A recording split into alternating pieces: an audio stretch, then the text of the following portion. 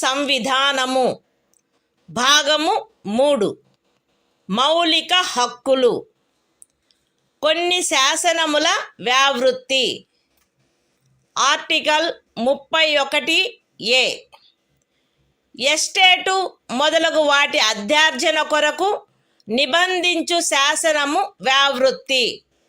13వ అనుచ్ఛేదంలో ఏమి ఉన్నప్పటికీ రాజ్యమిచే ఏదేని ఎస్టేటు యొక్క లేక అందలి ఏవేని హక్కుల యొక్క గాని అధ్యార్జన కొరకు లేక అట్టి హక్కుల నిర్వాపన లేక మార్పు కొరకు లేక ప్రజాహితమునకు లేక ఆస్తి యొక్క సముచిత నిర్వహణను చేకూర్చుటకు గాని రాజ్యము ఏదేని ఆస్తి యొక్క నిర్వహణను పరిమిత కాలము వరకు చేపట్టుట కొరకు లేక ప్రజాహితమునకు లేక ఏదేని కార్పొరేషనుల సముచిత నిర్వహణను చేకూర్చుటకు 2 లేక అంతకు మించిన కార్పొరేషనుల యొక్క విలీనీకరణ కొరకు లేక కార్పొరేషన్ల యొక్క నిర్వాహక ఏజెంట్ల,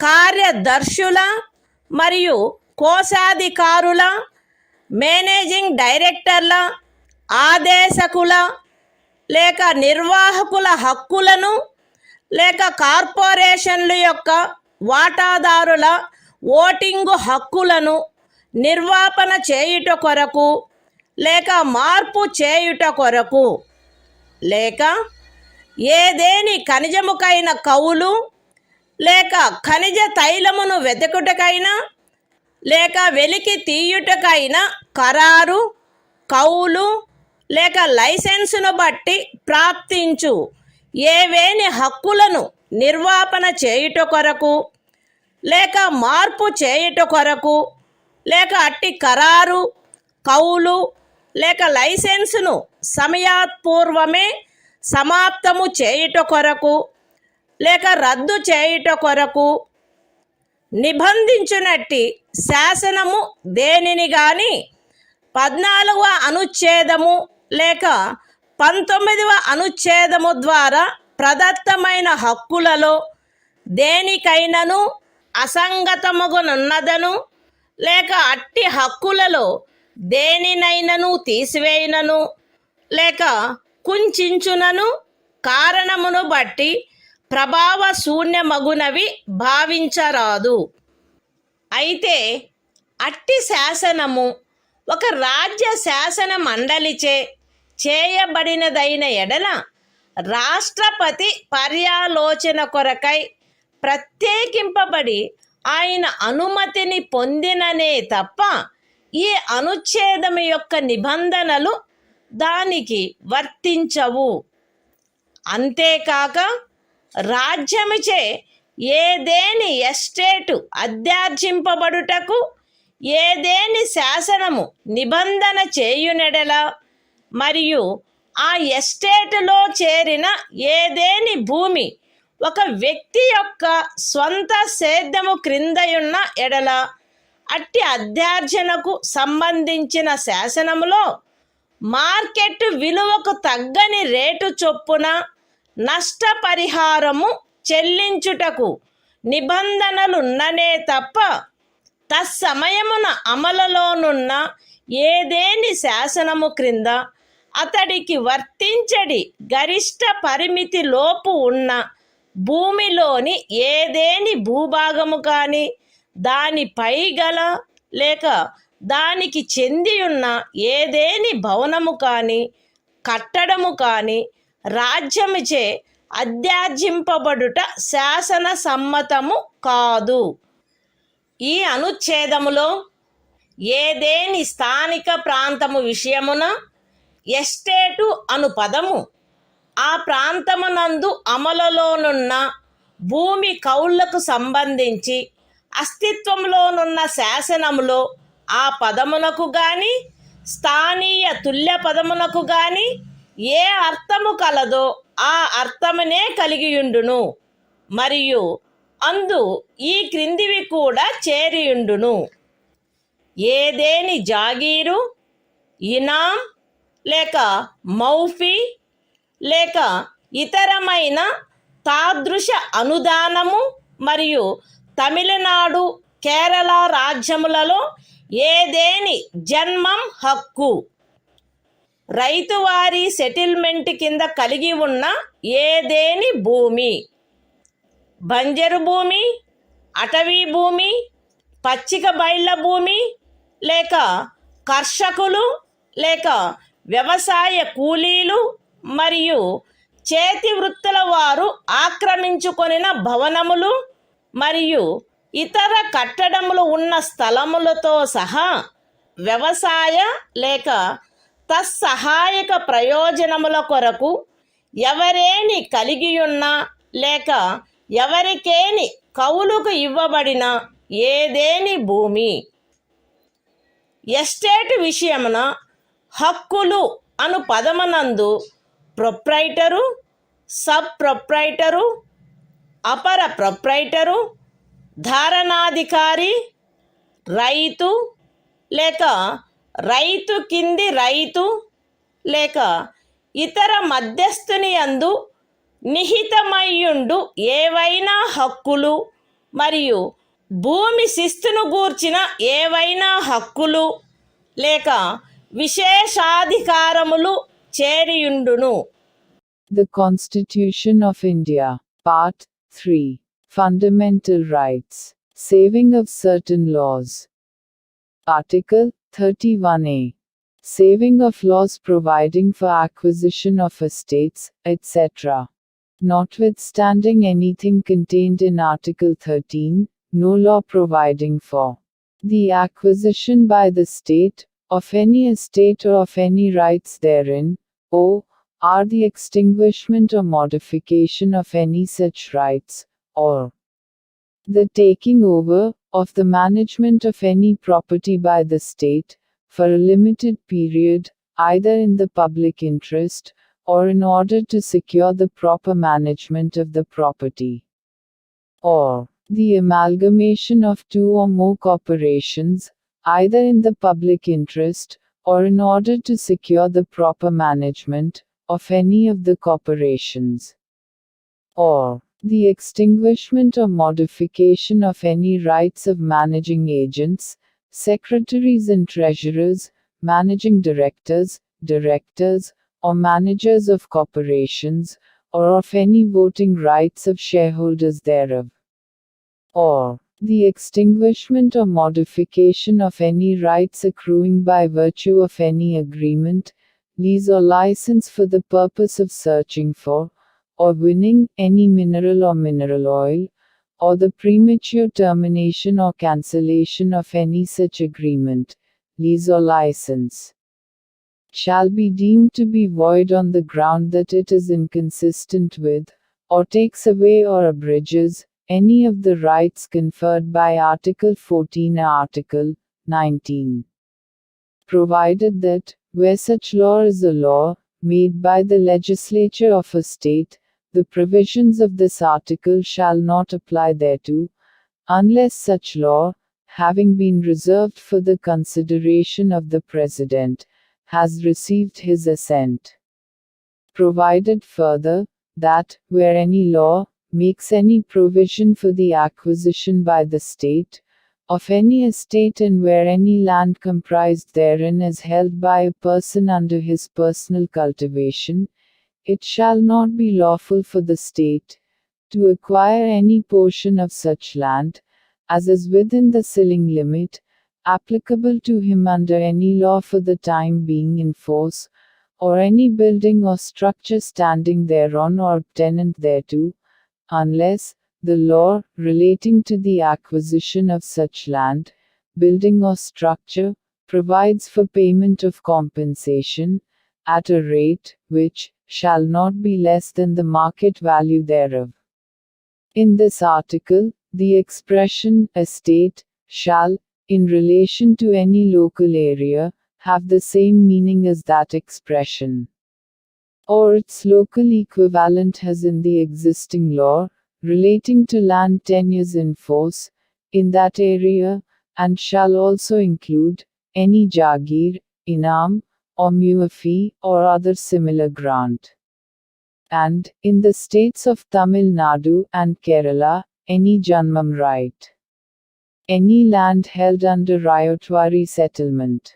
Any land held, or let for purposes of agriculture, or for purposes ancillary thereto, including waste land, forest land, land for pasture, or sites of buildings, and other structures occupied by cultivators of land, agricultural laborers, and village artisans. The expression, rights, in relation to an estate, shall include any rights vesting in a proprietor, subproprietor, underproprietor, tenureholder, rayat, under rayat, or other intermediary, and any rights, or privileges in respect of land revenue.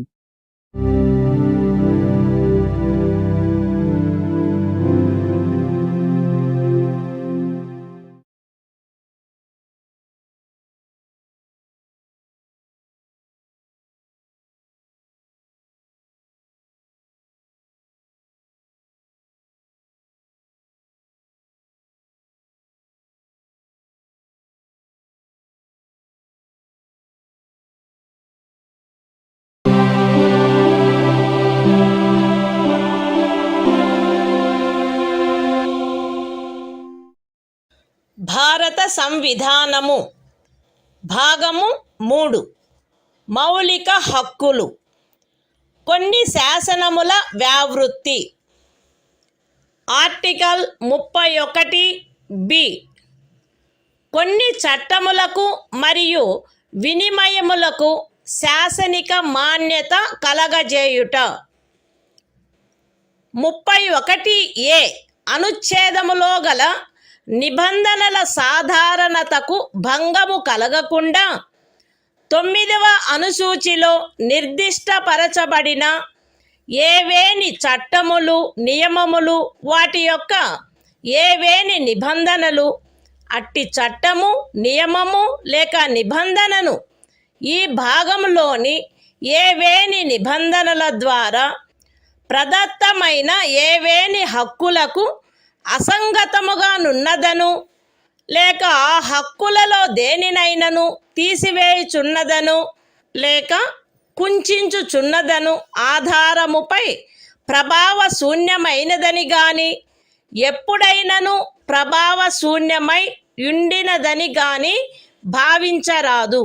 మరియు ఏదేని న్యాయస్థానము లేక tribunal యొక్క ఏదేని తీర్పు, decree లేక ఉత్తర్వు దానికి విరుద్ధముగా నున్నప్పటికీ సదరు ప్రతి చట్టము మరియు నియమము దాని రద్దు లేక సవరణ చేయుటకు ఏదేని సమర్థ శాసన మండలికి గల అధికారమునకు అత్యధీనమై అమలునందు కొనసాగవలెను.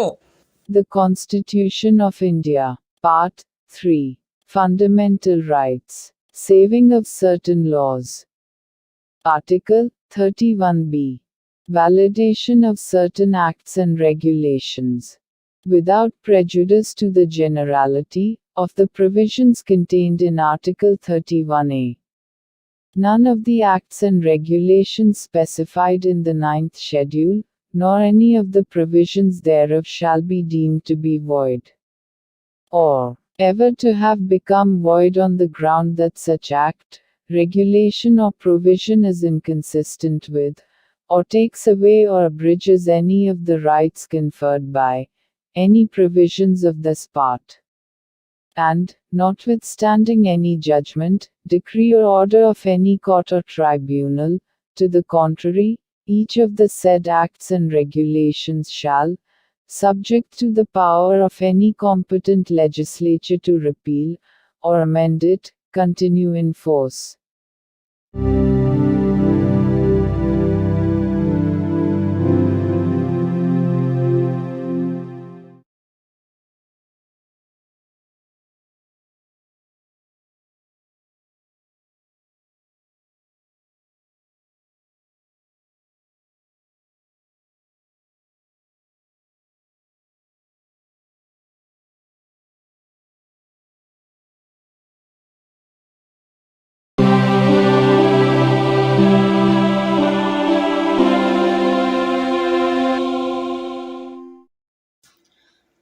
భారత సంవిధానము భాగము 3 మౌలిక హక్కులు.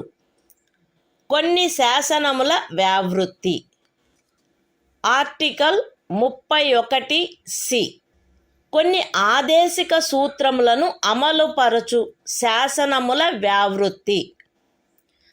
13వ అనుచ్ఛేదములో ఏమి ఉన్నప్పటికీ భాగము 4లో పేర్కొనబడిన సూత్రములన్నింటినీ గాని వాటిలో కొన్నింటిని గాని సాధించుట కొరకై రాజ్య విధానమును అమలుపరచు ఏ శాసనమునైనను 14వ అనుచ్ఛేదము లేక 19వ అనుచ్ఛేదము ద్వారా ప్రదత్తమైన ఏవేని హక్కులకు అసంగతముగా నున్నదను లేక ఆ హక్కులలో దేనినైనను తీసివేయుచున్నదను లేక కుంచుచున్నదను కారణమును బట్టి ప్రభావశూన్యమైనదని భావించరాదు. మరియు ఆ శాసనమందు అది అట్టి విధానమును అమలుపరచుట కొరకైనదను ప్రఖ్యానమున్నచో అది అట్టి విధానమును అమలుపరచదను కారణమును బట్టి ఏ న్యాయస్థానములోనూ ప్రష్టవ్యము కారాదు. అయితే అట్టి శాసనము రాజ్య శాసన మండలిచే చేయబడిన ఎడల రాష్ట్రపతి పర్యాలోచన కొరకై ప్రత్యేకింపబడి ఆయన అనుమతిని పొందిననే తప్ప దానికి ఈ అనుచ్ఛేదము యొక్క నిబంధనలు వర్తించవు. The Constitution of India, Part 3, Fundamental Rights, Saving of Certain Laws, Article 31(c), Saving of laws giving effect to certain directive principles. Notwithstanding anything contained in Article 13, no law, giving effect to the policy of the state towards securing all or any of the principles laid down in Part 4, shall be deemed to be void, on the ground that it is inconsistent with, or takes away or abridges any of the rights conferred by Article 14 or Article 19. And no law, containing a declaration that it is for giving effect to such policy, shall be called in question in any court, on the ground that it does not give effect to such policy, provided that, where such law is made by the legislature of a state, the provisions of this article shall not apply thereto, unless such law, having been reserved for the consideration of the President, has received his assent.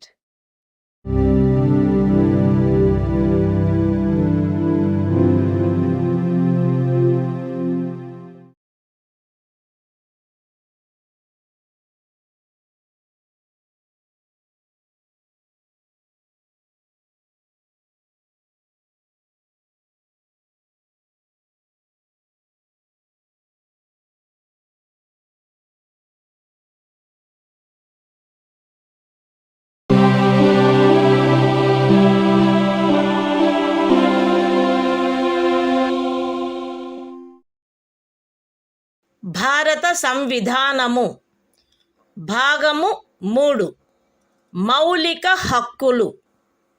సంవిధానిక ప్రత్యుపాయములకు హక్కు. Article 32 ఈ భాగముచే ప్రదత్తము చేయబడిన హక్కులను అమలుపరుచుటకు ప్రత్యుపాయములు. ఈ భాగము ద్వారా ప్రదత్తమైన హక్కులను అమలుపరచుటకు సముచిత చర్యల ద్వారా సర్వోన్నత న్యాయస్థానమును అర్థించు హక్కుకు హామీ ఇయ్యబడినది. ఈ భాగము ద్వారా ప్రదత్తమైన ఏవేని హక్కులను అమలుపరచుట కొరకు ఆదేశములను లేక ఉత్తర్వులను లేక బందీ ప్రత్యక్ష హెబియస్ కార్పస్, పరమాదేశ మాండమస్, ప్రతిషేధ ప్రొహిబిషన్, అధికార పృచ్ఛ కోవారెంటు మరియు ఉత్ప్రేషణ సర్ష్యోరారి స్వభావము గల రిట్లతో సహా అధిలేఖలను వీటిలో సముచితమైన దానిని జారీ చేయుటకు సర్వోన్నత న్యాయస్థానము అధికారము కలిగియుండును.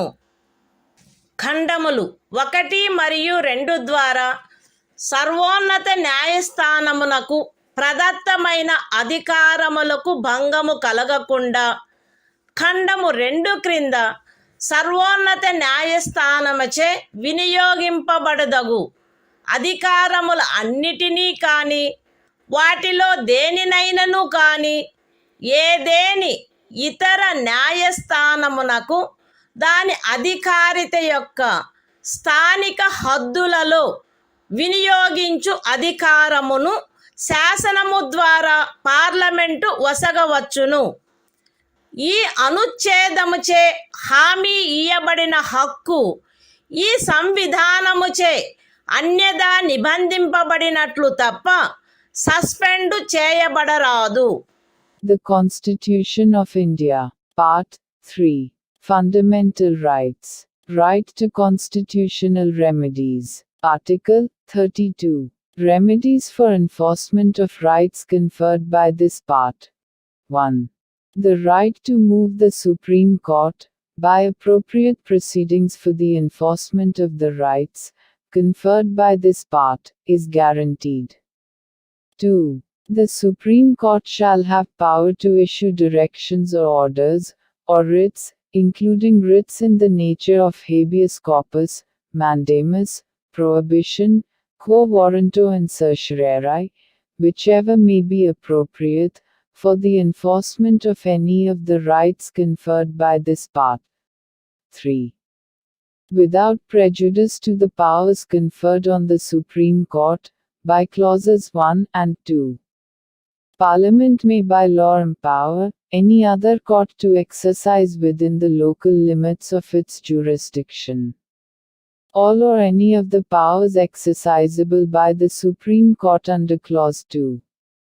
4. The right guaranteed by this article shall not be suspended, except as otherwise provided for by this Constitution.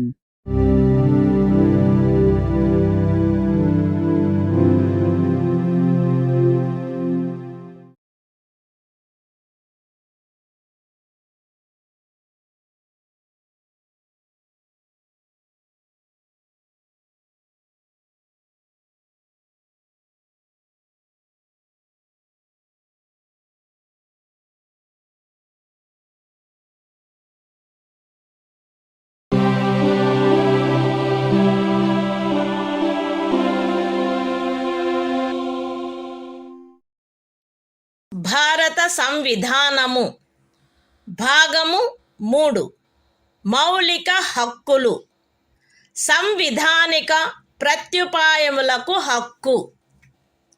Article 33. ఈ భాగము ద్వారా ప్రదత్తమైన హక్కులను సాయుధ బలములు మొదలగు వాటికి వర్తింపచేయునప్పుడు మార్చుటకు పార్లమెంటుకు గల అధికారము. ఈ భాగము ద్వారా ప్రదత్తమైన హక్కులలో వేటినైనను సాయుధ బలములకు చెందిన సభ్యులకు లేక ప్రజాశాంతిని కాపాడు భారము వహించిన సాయుధ బలములకు చెందిన సభ్యులకు లేక గుప్త సమాచారము కొరకు లేక ఎదురు గుప్త సమాచారము కొరకు రాజ్యముచే స్థాపించబడిన ఏదేని బ్యూరోలో లేదా ఇతర వ్యవస్థలో నియమించబడిన వ్యక్తులకు లేక ఏ నుండి సి వరకు గల ఖండములలో నిర్దేశింపబడిన ఏదేని సాయుధ బలము బ్యూరో లేక వ్యవస్థ కొరకై ఏర్పాటు చేసిన టెలికమ్యూనికేషన్ వ్యవస్థలలో నియమించబడిన లేదా వాటికి సంబంధించిన వ్యక్తులకు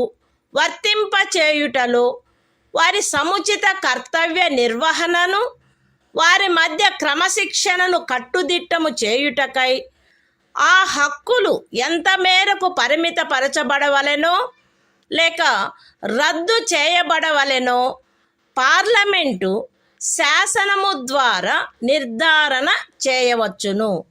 The Constitution of India. Part 3. Fundamental Rights. Right to constitutional remedies. Article 33. Power of Parliament to modify the rights conferred by this part in their application to forces, etc.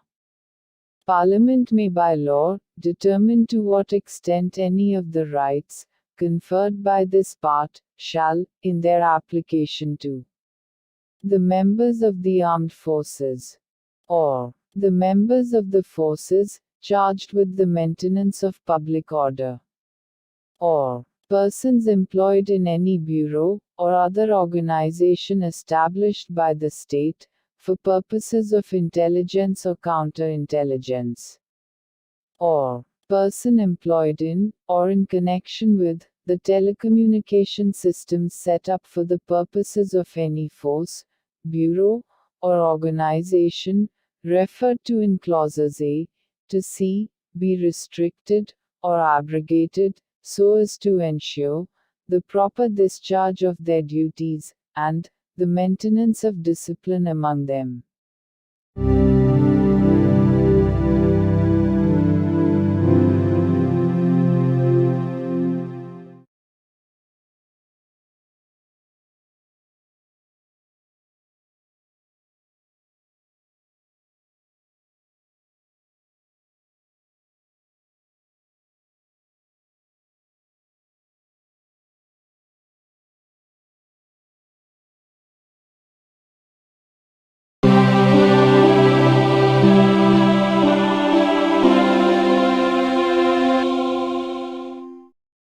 భారత సంవిధానము భాగము 3 మౌలిక హక్కులు. సంవిధానిక ప్రత్యుపాయములకు హక్కు. ఆర్టికల్ 34. ఏదేని ప్రాంతములో సైనిక శాసనము అమలులోనున్నప్పుడు ఈ భాగము ద్వారా ప్రదత్తమైన హక్కులపై నిర్బంధన. ఈ భాగమునందు పూర్వగామి నిబంధనలలో ఏమి ఉన్నప్పటికీ భారతదేశ రాజ్యక్షేత్రములోని ఏదేని ప్రాంతములో సైనిక శాసనము అమలులో ఉండి ఉన్నచో సంఘము యొక్క లేక ఒక రాజ్యము యొక్క సేవలోనున్న ఎవరేని వ్యక్తి అచట శాంతిని కాపాడుటకు లేక తిరిగి నెలకొల్పుటకు సంబంధించి చేసిన ఏదేని కార్యమును గూర్చి పార్లమెంటు శాసనము ద్వారా అతనికి క్షతిపూర్తి చేయవచ్చును, లేక అట్టి ప్రాంతంలో సైనిక శాసనము క్రింద చేయబడిన ఏదేని దండనోత్తర్వును, విధించబడిన ఏదేని శిక్షను, ఉత్తర్వు చేయబడిన సమపహరణను, లేక చేసిన ఏదేని ఇతర కార్యమును మాన్యమునర్చవచ్చును. The Constitution of India. Part 3. Fundamental Rights. Right to constitutional remedies. Article 34. Restriction on rights conferred by this part while martial law is in force in any area. Notwithstanding anything in the foregoing provisions of this part, Parliament may, by law, indemnify any person, in the service of the Union, or of a state, or any other person, in respect of any act done by him, in connection with the maintenance or restoration of order, in any area within the territory of India, where martial law was in force, or validate any sentence passed, punishment inflicted, forfeiture ordered, or other act done under martial law in such area.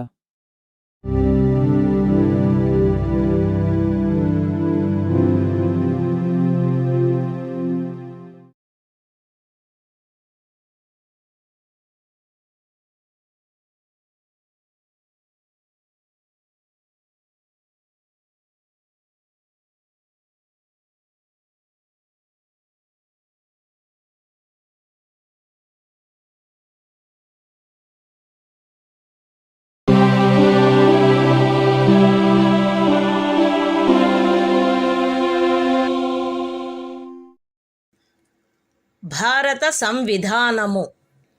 భాగము 3. మౌలిక హక్కులు. సంవిధానిక ప్రత్యుపాయములకు హక్కు. Article 35. ఈ భాగము యొక్క నిబంధనలను అమలుపరచుటకు శాసన నిర్మాణము. ఈ సంవిధానమునందేమున్నప్పటికీ 16వ అనుచ్ఛేదము యొక్క ఖండము 3, 32వ అనుచ్ఛేదము యొక్క ఖండము 3, 33వ మరియు 34వ అనుచ్ఛేదముల క్రింద పార్లమెంటు చేయు శాసనము ద్వారా నిబంధింపబడదగిన విషయములలో దేనిని గూర్చి అయినను శాసనములను చేయుటకు మరియు ఈ భాగము క్రింద అపరాధములుగా ప్రఖ్యానించబడిన కార్యములకు శిక్షను విహితము చేయుట కొరకైన శాసనములను చేయుటకు పార్లమెంటు అధికారము కలిగియుండును. రాజ్య శాసన మండలి ఆ అధికారమును కలిగియుండదు. మరియు పార్లమెంటు ఈ సంవిధాన ప్రారంభమునకు పిమ్మట వీలైనంత త్వరితముగా ఉపఖండము 2లో నిర్దేశించబడిన కార్యములకు శిక్షను విహితము చేయుటకు శాసనములను చేయవలయును.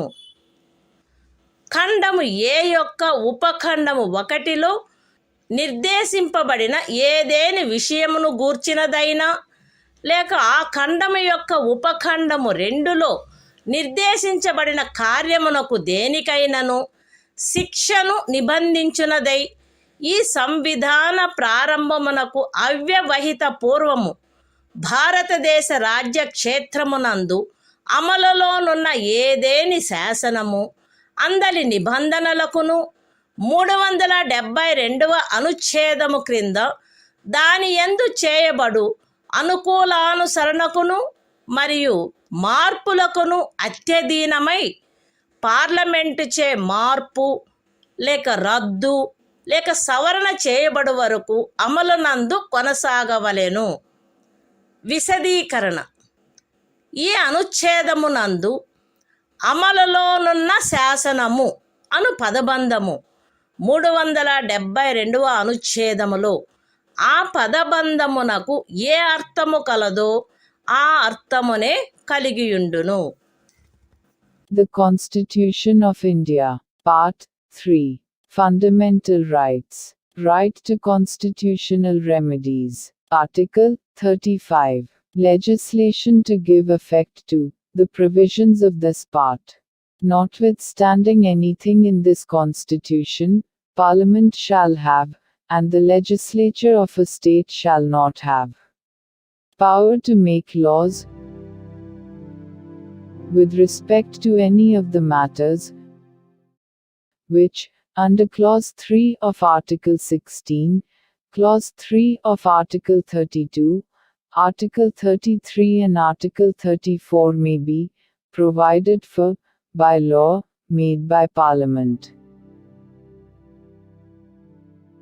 and for prescribing punishment for those acts which are declared to be offences under this part.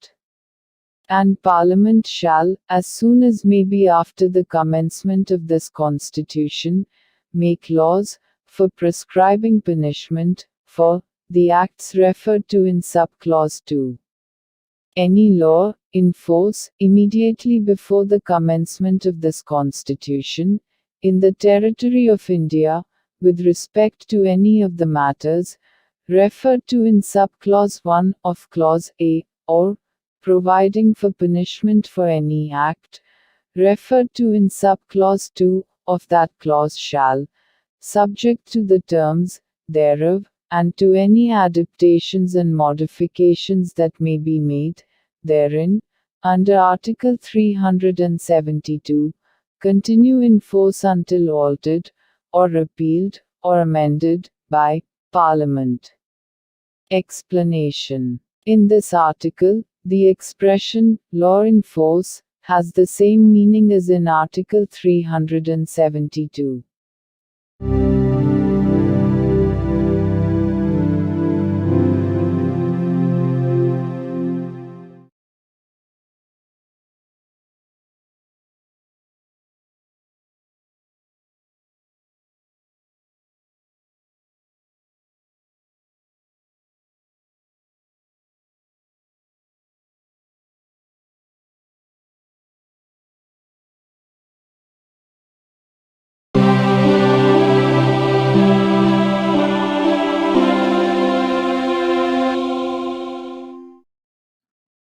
భారత సంవిధానము భాగము 4 రాజ్య విధానము యొక్క ఆదేశిక సూత్రములు.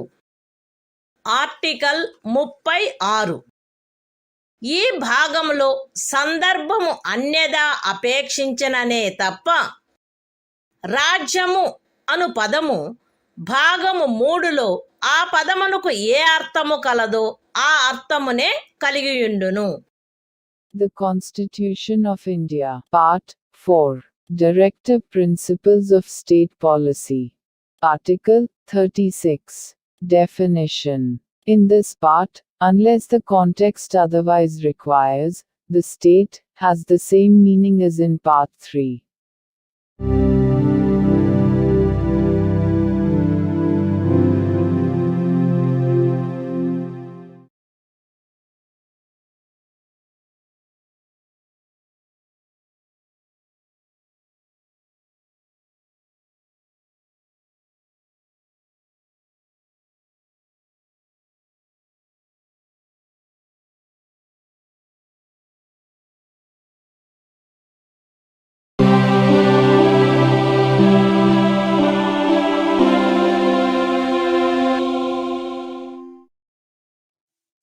భారత సంవిధానము భాగము 4 రాజ్య విధానము యొక్క ఆదేశిక సూత్రములు.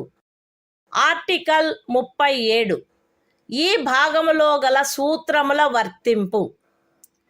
ఈ భాగంలోని నిబంధనలు ఏ న్యాయస్థానముచే కాని అమలు జరపదగినవి కావు.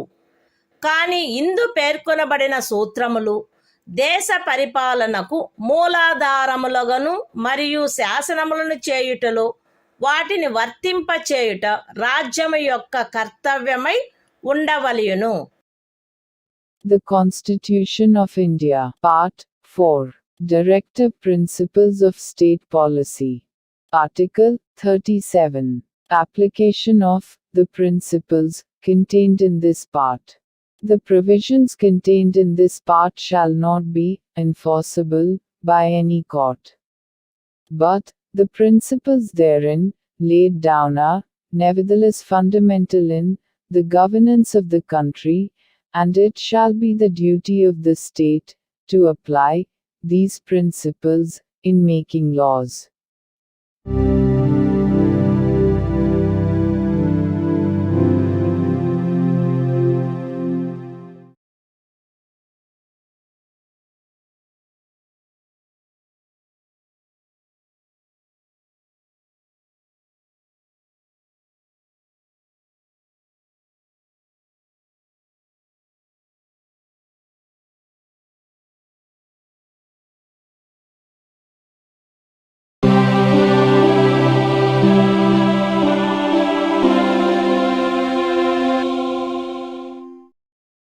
భారత సంవిధానము భాగము 4 రాజ్య విధానము యొక్క ఆదేశిక సూత్రములు. ఆర్టికల్ 38. రాజ్యము ప్రజల శ్రేయస్సును పెంపొందించు సాంఘిక వ్యవస్థను చేకూర్చుట. జాతీయ జీవనంలోని అన్ని రంగములలో సాంఘిక, ఆర్థిక మరియు రాజకీయ న్యాయమును ఉజ్జీవింపచేయు సాంఘిక వ్యవస్థను వీలైనంత వరకు కట్టుదిట్టము చేకూర్చుట ద్వారాను దానిని రక్షించుట ద్వారాను రాజ్యము ప్రజల శ్రేయస్సును పెంపొందించుటకు పాటుపడవలెను. రాజ్యము ప్రత్యేకించి రాబడిలో అసమానతలను తగ్గించుటకు పాటుపడవలెను మరియు విభిన్న ప్రాంతములందు నివసించుచున్న లేక విభిన్న వృత్తులను చేపట్టిన వ్యక్తుల మధ్య మాత్రమే కాకుండా ప్రజావర్గముల మధ్య కూడా హోదా, సౌకర్యములు మరియు అవకాశములందు అసమానతలను తొలగించుటకు ప్రయత్నించవలెను.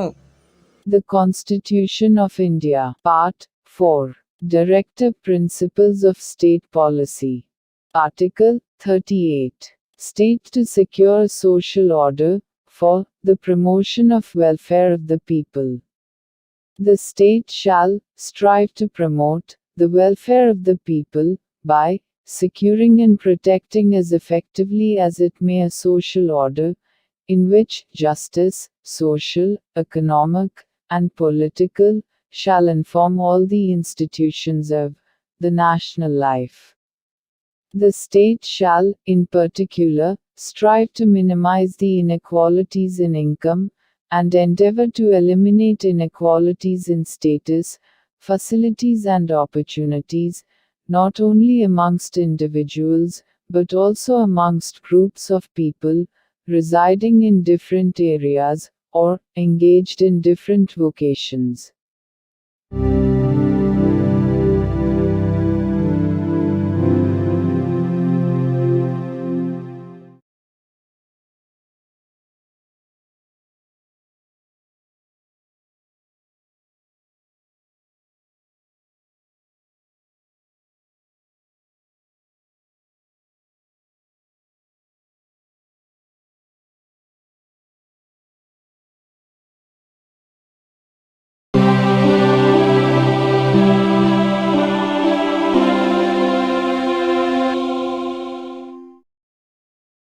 భారత సంవిధానము భాగము 4 రాజ్య విధానము యొక్క ఆదేశిక సూత్రములు.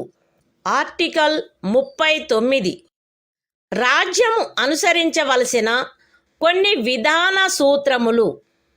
రాజ్యము ఈ క్రింది వాటిని చేకూర్చుటకై ప్రత్యేకించి తన విధానమును రూపొందించవలెను.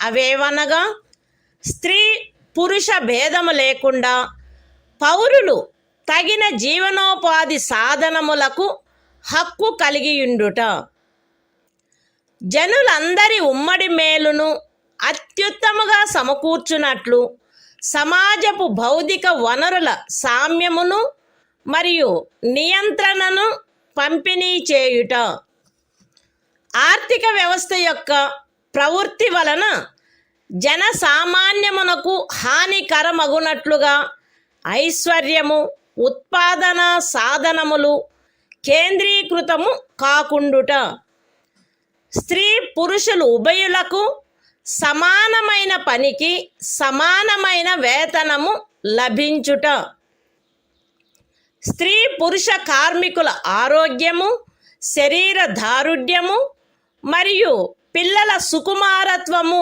దురుపయోగము చేయబడుకుండుట మరియు పౌరుల ఆర్థికావశ్యకత వలన తమ వయస్సునకు లేక శరీర దారుఢ్యమునకు సరిపడని పనులలో చేరుటకు బలవంత పెట్టకుండుట, పిల్లలకు ఆరోగ్యకరమైన రీతిలో గౌరవప్రదమైన మరియు స్వేచ్ఛాయుతమైన పరిస్థితులలో అభివృద్ధి చెందు అవకాశములను మరియు సౌకర్యములను కల్పించుట మరియు బాల్య యవనములను శోషణ నుండి మరియు నైతిక మరియు భౌతిక పరిత్యజనము నుండి కాపాడుట.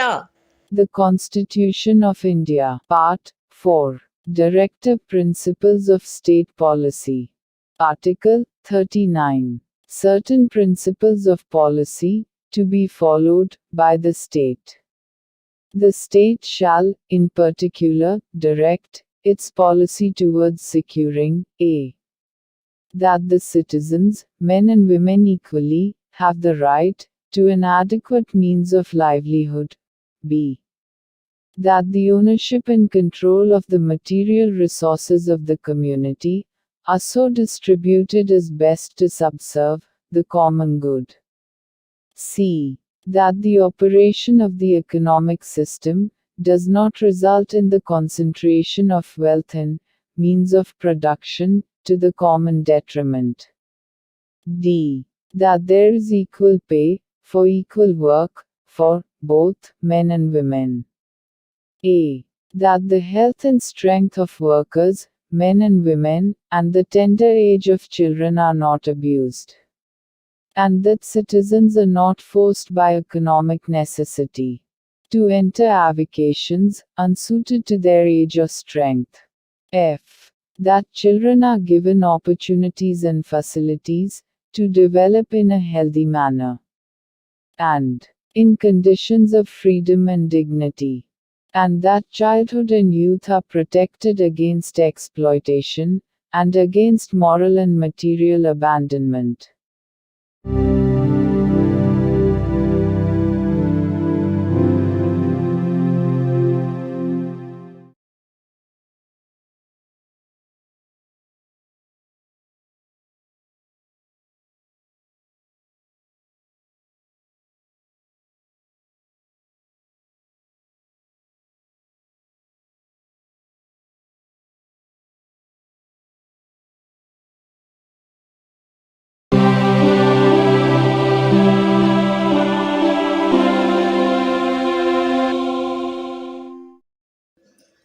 భారత సంవిధానము భాగము 4 రాజ్య విధానము యొక్క ఆదేశక సూత్రములు.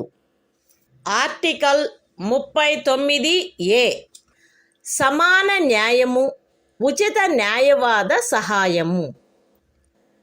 శాసన వ్యవస్థ ప్రవృత్తి సమానావకాశ ప్రాతిపదికపై న్యాయమును చేకూర్చు రీతిలో నిర్వహించబడినట్లు రాజ్యము కట్టుదిట్టము చేయవలెను. మరియు ప్రత్యేకముగా ఏ పౌరునికైనను ఆర్థిక లేక ఇతర అసక్తతల కారణమున న్యాయమును పొందు అవకాశములు అలభ్యము కాకుండునట్లు కట్టుదిట్టము చేయుటకై తగిన శాసన నిర్మాణమును లేక పథకముల ద్వారా గాని ఏదేని ఇతర విధముగా గాని ఉచిత న్యాయవాద సహాయమును సమకూర్చవలెను. The Constitution of India, Part 4, Directive Principles of State Policy. Article 39A. Equal justice and free legal aid. The state shall secure that the operation of the legal system promotes justice on a basis of equal opportunity, and shall, in particular, provide free legal aid by suitable legislation or schemes, or in any other way to ensure that opportunities for securing justice are not denied to any citizen by reason of economic or other disabilities.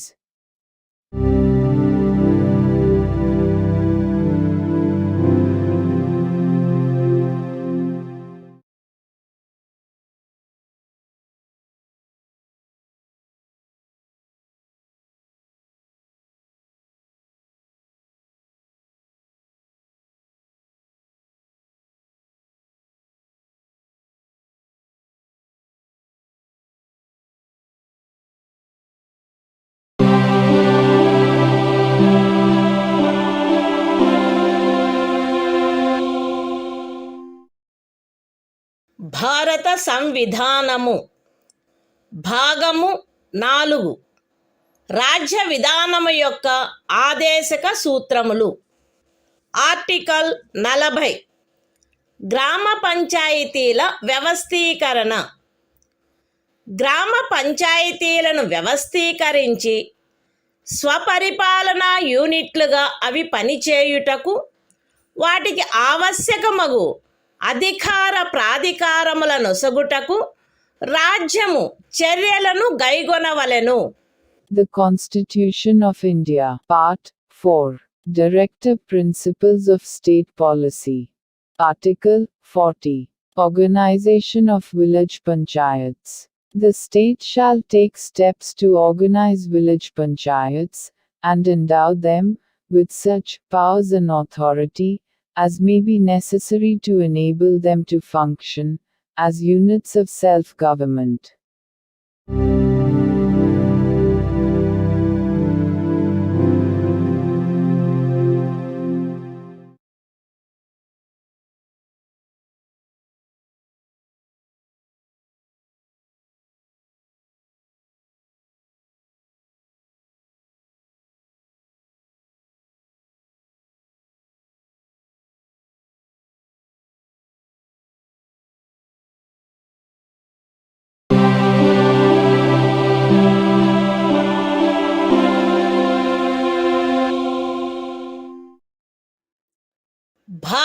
సంవిధానము భాగము 4 రాజ్య విధానము యొక్క ఆదేశక సూత్రములు. Article 41 పనికి విద్యకు కొన్ని సందర్భములలో ప్రజా సహాయమునకు హక్కు. రాజ్యము దాని ఆర్థిక స్తోమత మరియు అభివృద్ధి పరిమితుల మేరకు పనిచేయు హక్కును, విద్య నేర్చుకొను హక్కును మరియు నిరుద్యోగము, వృద్ధాప్యము, అనారోగ్యము, అంగవైకల్యము మరియు ఇతర విధములైన అకారణ దారిద్ర్యము కలిగిన సందర్భములలో ప్రజా సహాయమును పొందు హక్కును చేకూర్చుటకై కట్టుదిట్టమైన ఏర్పాటు చేయవలెను. The Constitution of India, Part 4, Directive Principles of State Policy. Article 41, Right to work, to education, and to public assistance, in certain cases. The state shall, within the limits of its economic capacity and development, make effective provision for securing the right to work, to education, and to public assistance, in cases of unemployment, old age, sickness, and disablement, and in other cases of undeserved want.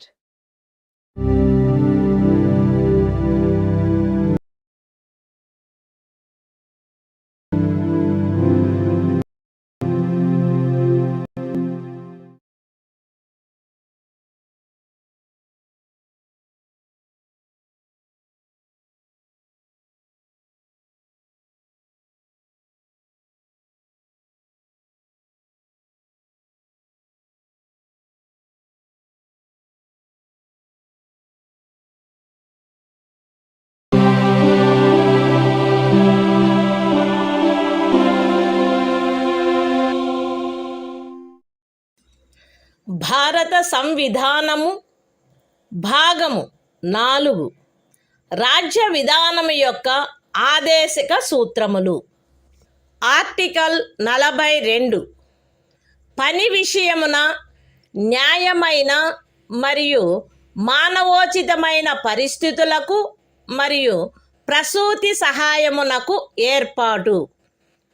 రాజ్యము పనిచేయు విషయమున న్యాయమైన మరియు మానవోచితమైన పరిస్థితులను, ప్రసూతి సహాయమును చేకూర్చుటకు ఏర్పాటు చేయవలెను. The Constitution of India, Part 4, Directive Principles of State Policy. Article 42, Provision for just and humane conditions of work, and maternity relief. The state shall make provision for securing just and humane conditions of work, and for maternity relief.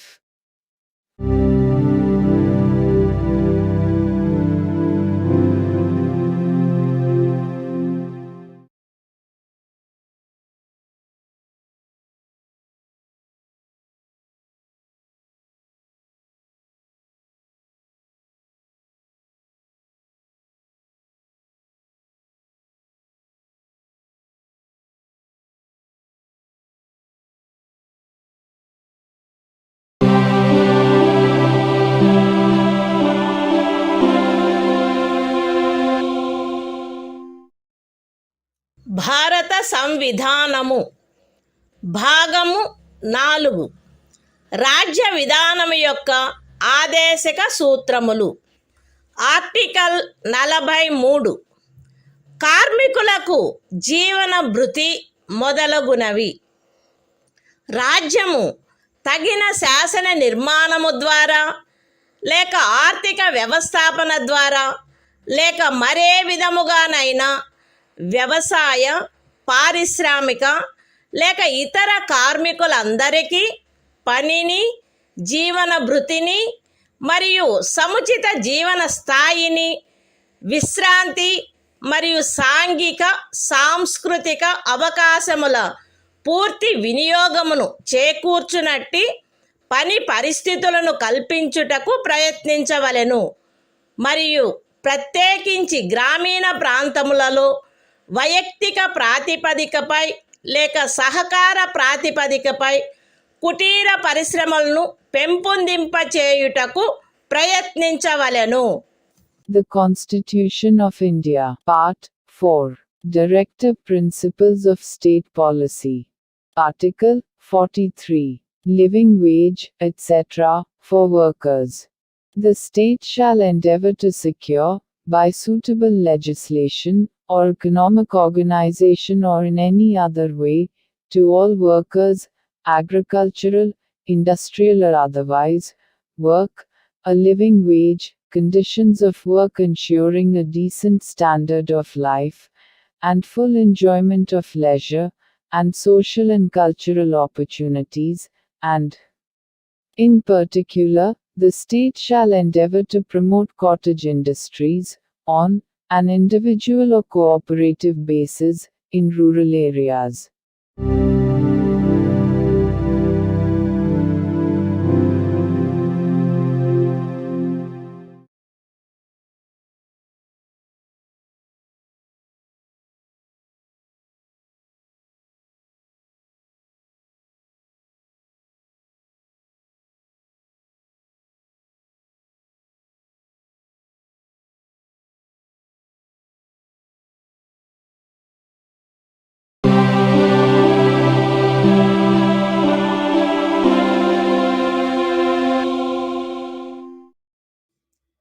భారత సంవిధానము భాగము 4 రాజ్య విధానము యొక్క ఆదేశిక సూత్రములు. Article 43A పరిశ్రమల నిర్వహణలో కార్మికులు పాల్గొనుట. రాజ్యము తగిన శాసన నిర్మాణము ద్వారా లేక ఏదేని ఇతర విధముగా ఏదేని పరిశ్రమలో నిమగ్నమైన సంస్థల వ్యవస్థాపన లేక ఇతర వ్యవస్థల నిర్వహణలో కార్మికులు పాల్గొనున్నట్లు చర్యలు తీసుకొనవలెను. The Constitution of India, Part 4, Directive Principles of State Policy. Article 43A. Participation of workers in management of industries. The state shall take steps, by suitable legislation or in any other way, to secure the participation of workers in the management of undertakings, establishments, or other organizations engaged in any industry.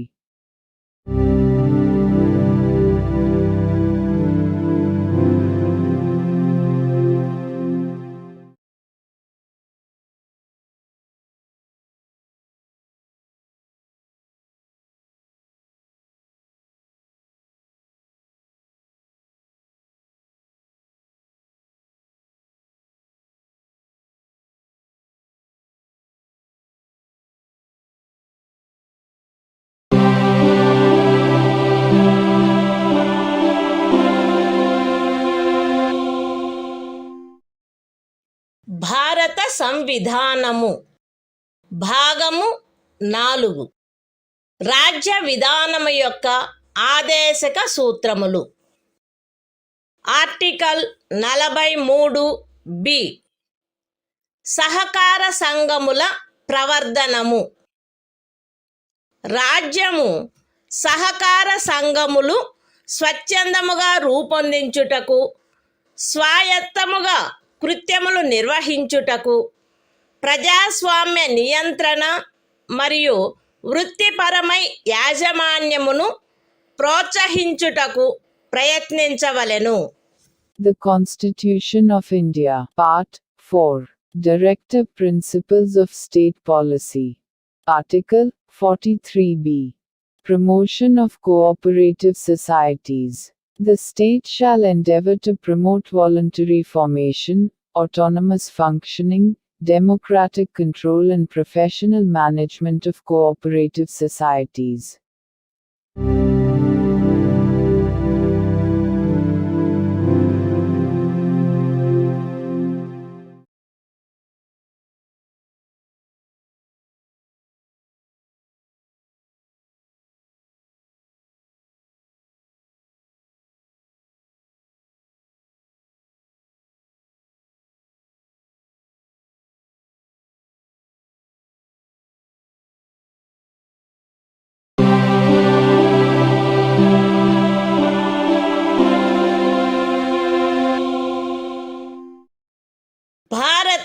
సంవిధానము భాగము 4 రాజ్య విధానము యొక్క ఆదేశిక సూత్రములు.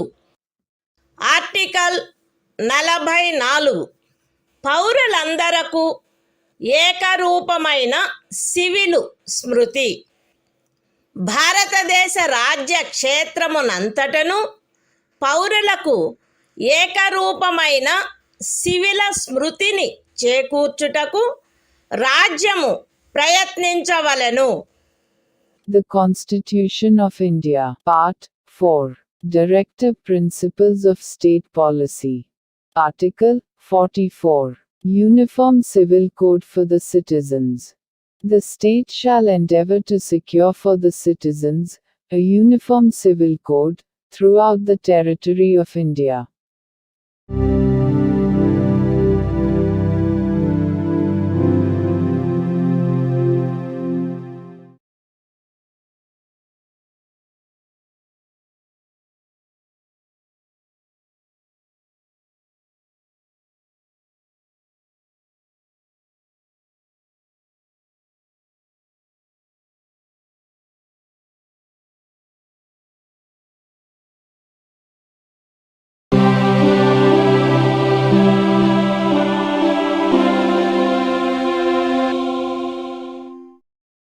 భారత సంవిధానము భాగము 4 రాజ్య విధానము యొక్క ఆదేశిక సూత్రములు.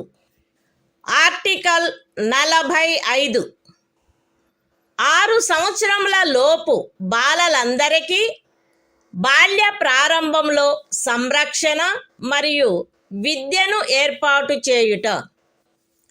బాలలందరూ వారు 6 సంవత్సరముల వయస్సు పూర్తి చేయునంత వరకు వారికి బాల్య ప్రారంభంలో సంరక్షణ మరియు విద్యను ఏర్పాటు చేయుటకు రాజ్యము ప్రయత్నించవలెను. The Constitution of India, Part 4, Directive Principles of State Policy. Article 45. Provision for early childhood care and education to children below the age of 6 years. The state shall endeavor to provide early childhood care and education for all children until they complete the age of 6 years.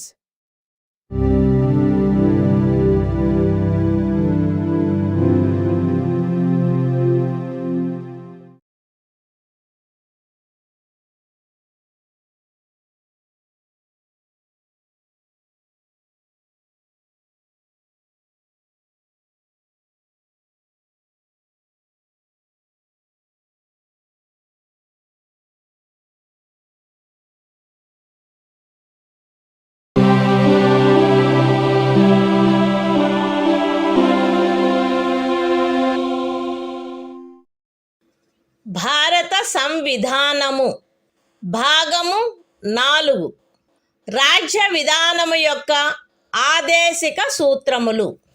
Article 46 అనుసూచిత కులముల, అనుసూచిత జనజాతుల మరియు ఇతర బలహీన వర్గముల యొక్క విద్యా విషయక మరియు ఆర్థిక హితములను పెంపొందించుట.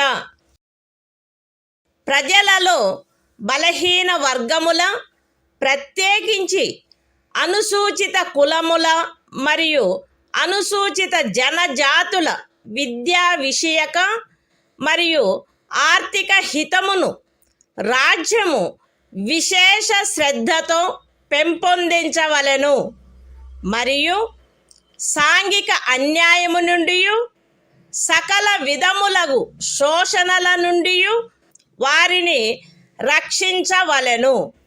The Constitution of India, Part 4, Directive Principles of State Policy. Article 46. Promotion of educational and economic interests of scheduled castes, scheduled tribes, and other weaker sections. The state shall promote with special care the educational and economic interests of the weaker sections of the people, and, in particular, of the scheduled castes and the scheduled tribes, and shall protect them from social injustice and all forms of exploitation.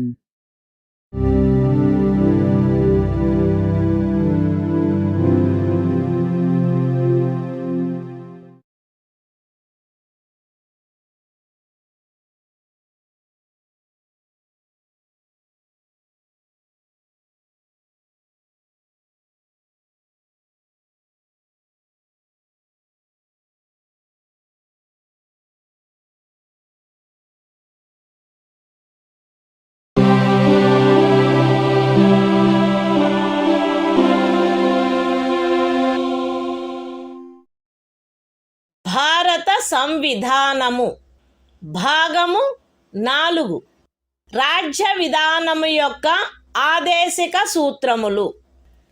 Article 47 ఆహార పుష్టి స్థాయిని, జీవన స్థాయిని పెంచుటలో మరియు ప్రజారోగ్యమును మెరుగుపరచుటలో రాజ్యము యొక్క కర్తవ్యము.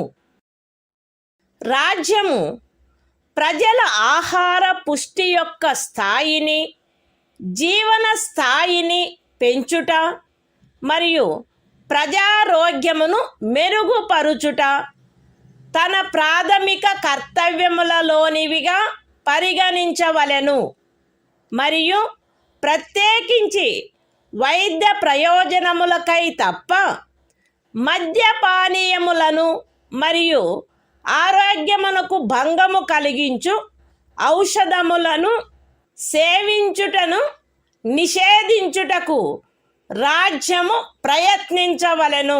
The Constitution of India, Part 4, Directive Principles of State Policy. Article 47. Duty of the state to raise the level of nutrition and the standard of living, and to improve public health. The state shall regard the raising of the level of nutrition and the standard of living of its people, and the improvement of public health, as among its primary duties, and, in particular, the state shall endeavor to bring about prohibition of the consumption, except for medicinal purposes, of intoxicating drinks and of drugs, which are injurious to health.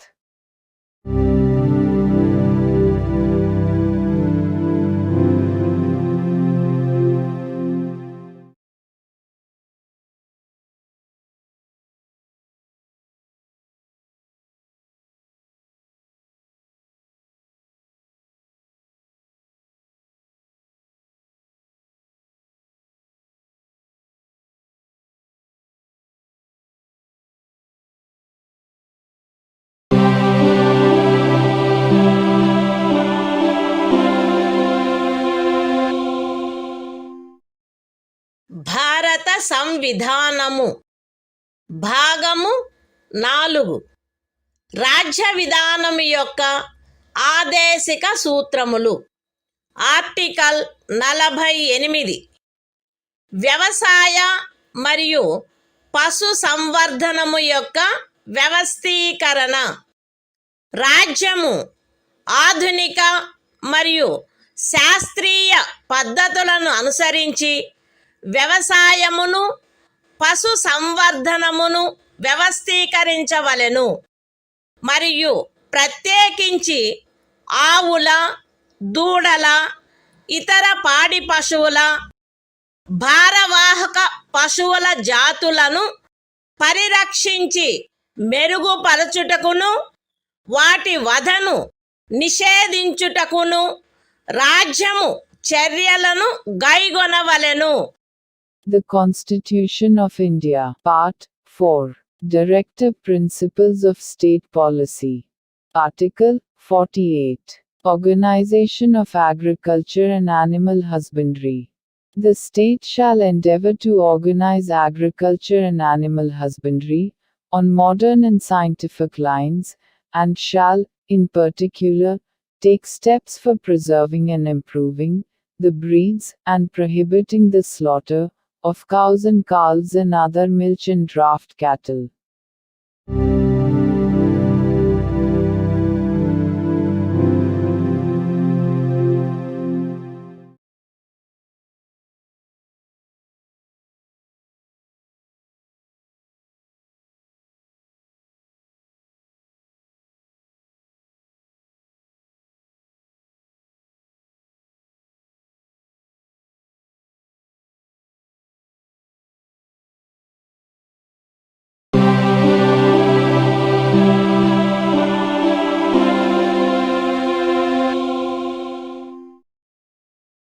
భారత సంవిధానము భాగము 4 రాజ్య విధానము యొక్క ఆదేశిక సూత్రములు.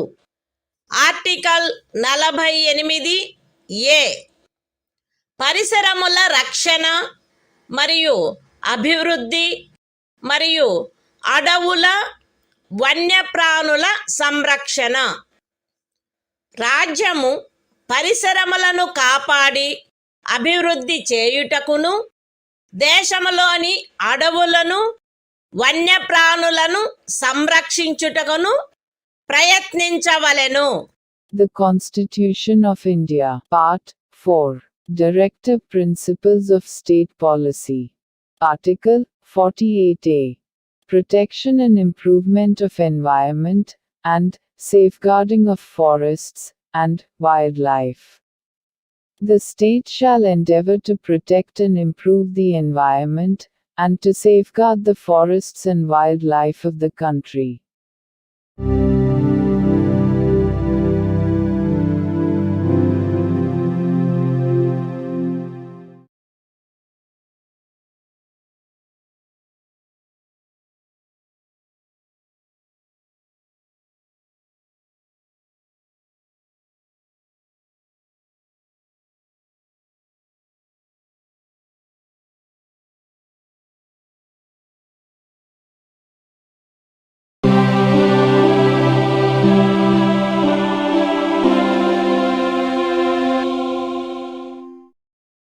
భారత సంవిధానము భాగము 4 రాజ్య విధానము యొక్క ఆదేశిక సూత్రములు.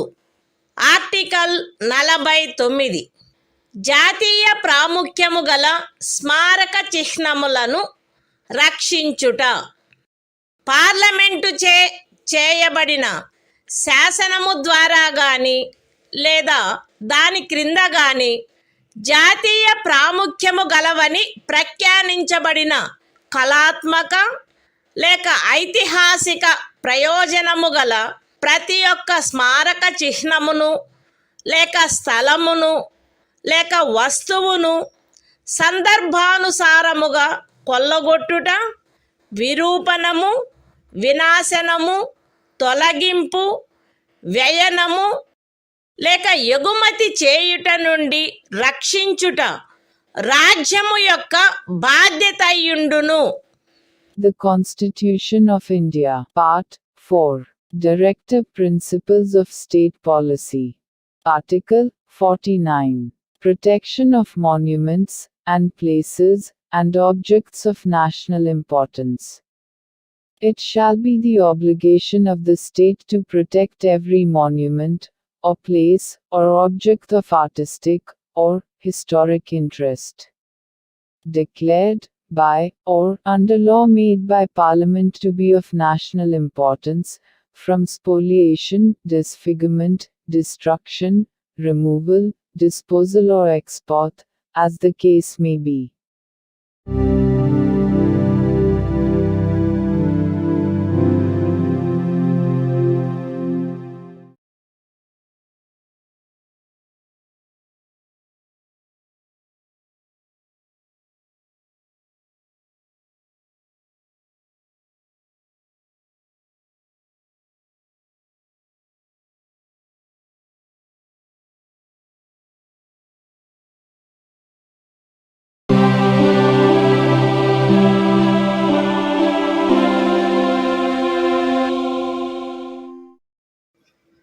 భారత సంవిధానము భాగము 4 రాజ్య విధానము యొక్క ఆదేశిక సూత్రములు. ఆర్టికల్ 50 న్యాయపాలికను కార్యపాలక వర్గము నుండి వేరుపరుచుట. రాజ్యము యొక్క పబ్లిక్ సేవలలో న్యాయపాలికను కార్యపాలక వర్గము నుండి వేరుపరుచుటకు రాజ్యము చర్యలను గైగొనవలెను. The Constitution of India, Part 4, Directive Principles of State Policy. Article 50. Separation of judiciary from executive. The state shall take steps to separate the judiciary from the executive, in the public services of the state.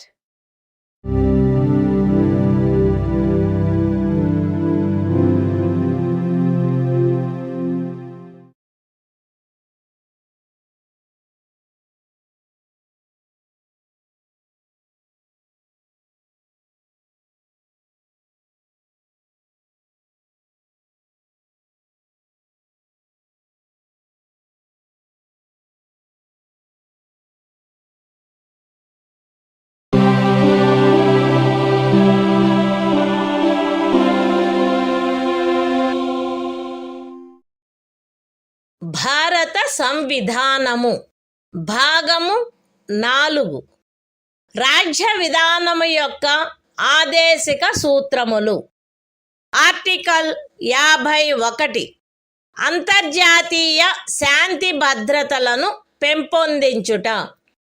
రాజ్యము ఈ క్రింది వాటికై ప్రయత్నించవలెను: అంతర్జాతీయ శాంతి భద్రతలను పెంపొందించుట, జాతుల మధ్య న్యాయమైన మరియు గౌరవప్రదమైన సంబంధములను నెలకొల్పుట, సువ్యవస్థిత ప్రజానీకముల పరస్పర వ్యవహారములందు అంతర్జాతీయ శాసనము పట్ల, సంధి బాధ్యతల పట్ల గౌరవమును పెంపొందించుట మరియు అంతర్జాతీయ వివాదముల పరిష్కారము మధ్యవర్తిత్వము ద్వారా జరుగుటను ప్రోత్సహించుట. The Constitution of India, Part 4, Directive Principles of State Policy. Article 51, Promotion of International Peace and Security. The state shall endeavor to a. Promote international peace and security. b. Maintain just and honorable relations between nations. c. Foster respect for international law and treaty obligations in the dealings of organized peoples with one another. And d. Encourage settlement of international disputes by arbitration.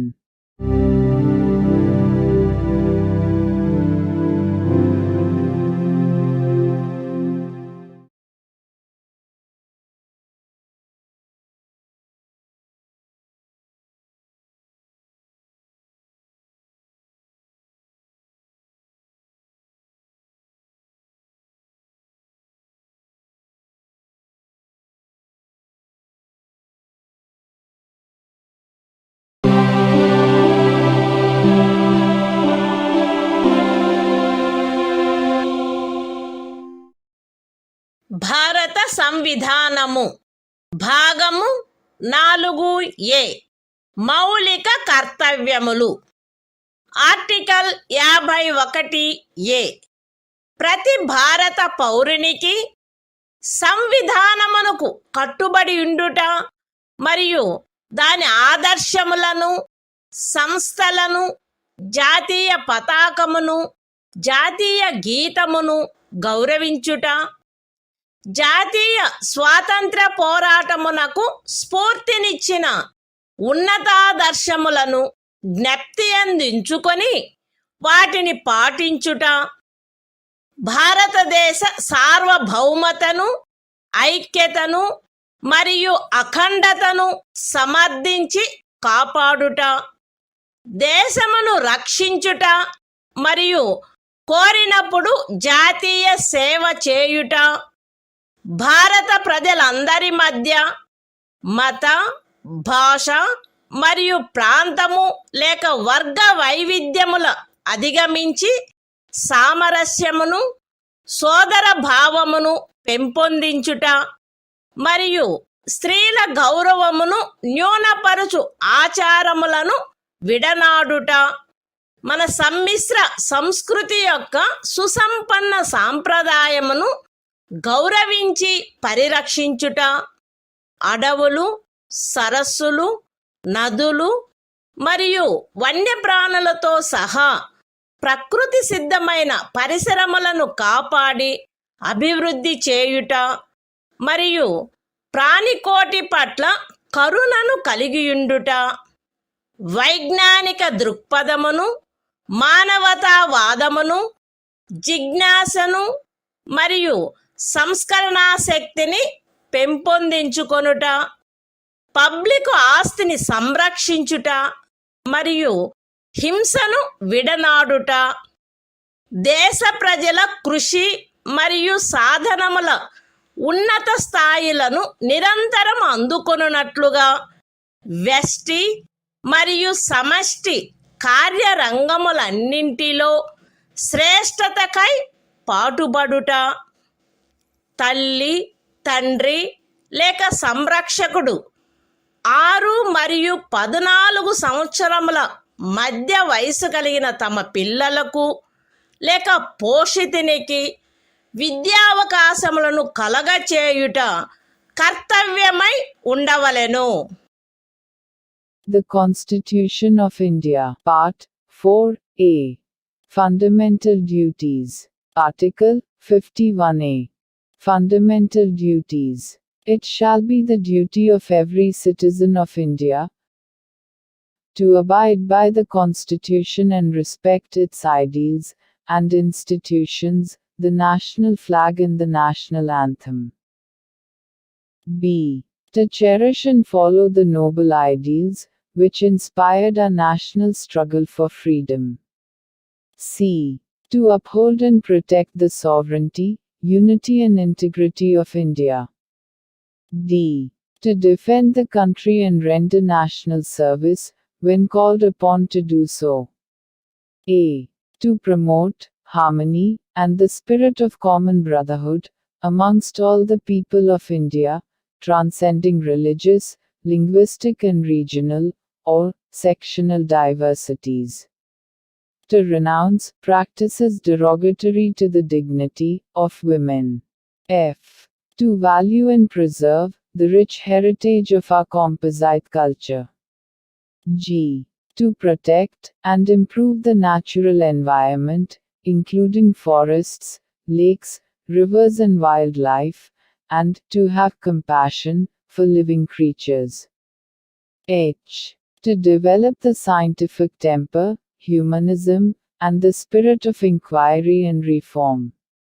I. To safeguard public property and to abjure violence. J. To strive towards excellence in all spheres of individual and collective activity, so that the nation constantly rises to higher levels of endeavor and achievement. K. Who is a parent or guardian, to provide opportunities for education to his child, or, as the case may be, what between the age of 6 and 14 years.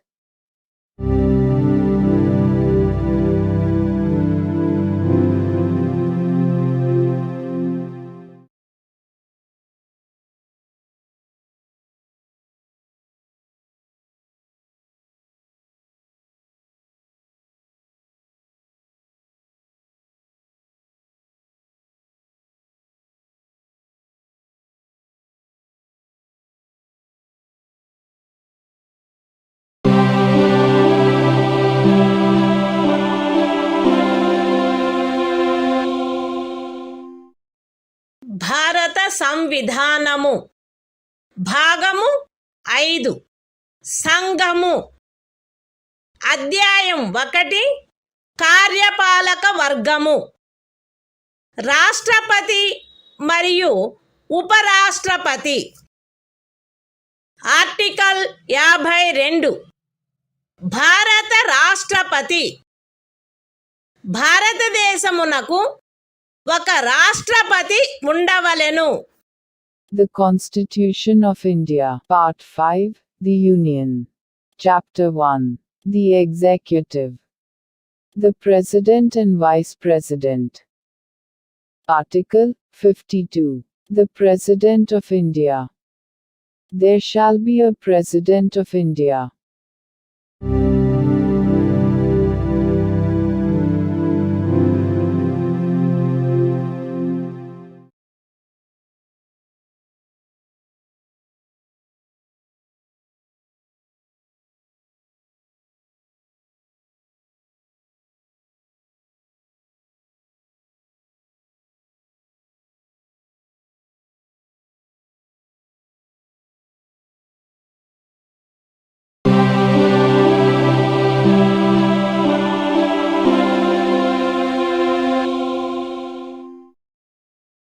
భారత సంవిధానము భాగము 5 సంఘము అధ్యాయము 1 కార్యపాలక వర్గము రాష్ట్రపతి మరియు ఉపరాష్ట్రపతి article 53 సంఘము యొక్క కార్యపాలకాధికారము సంఘము యొక్క కార్యపాలకాధికారము రాష్ట్రపతి యందు నిహితమై ఉండవలెను. ఆయన దానిని స్వయముగా లేక తనకు అధీనస్థులగు అధికారుల ద్వారా ఈ సంవిధానమును అనుసరించి వినియోగించవలెను. పూర్వగామి నిబంధన యొక్క సాధారణతకు భంగము కలగకుండా సంఘము యొక్క రక్షణ బలములపై సర్వాధిపత్యము రాష్ట్రపతి యందు నిహితమై ఉండవలెను మరియు దాని వినియోగము శాసనము ద్వారా క్రమబద్ధము చేయబడవలెను.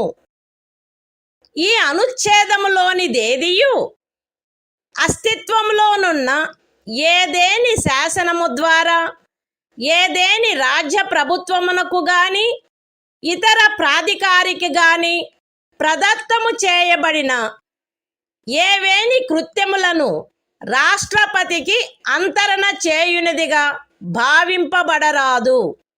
లేక రాష్ట్రపతి మినహా ఇతర ప్రాధికారులకు శాసనము ద్వారా కృత్యములను ప్రదత్తము చేయుట నుండి పార్లమెంటును నివారించదు.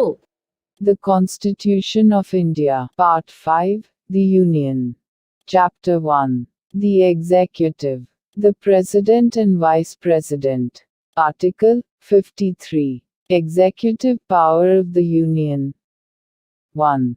The executive power of the Union shall be vested in the President, and shall be exercised by him, either directly, or through officers, subordinate to him, in accordance with this Constitution. 2. Without prejudice to the generality of the foregoing provision, the supreme command of the defense forces of the Union shall be vested in the President, and the exercise thereof shall be regulated by law. 3. Nothing in this article shall be deemed to transfer to the President any functions conferred by any existing law on the government of any state, or other authority, or prevent Parliament from conferring by law functions on authorities other than the President.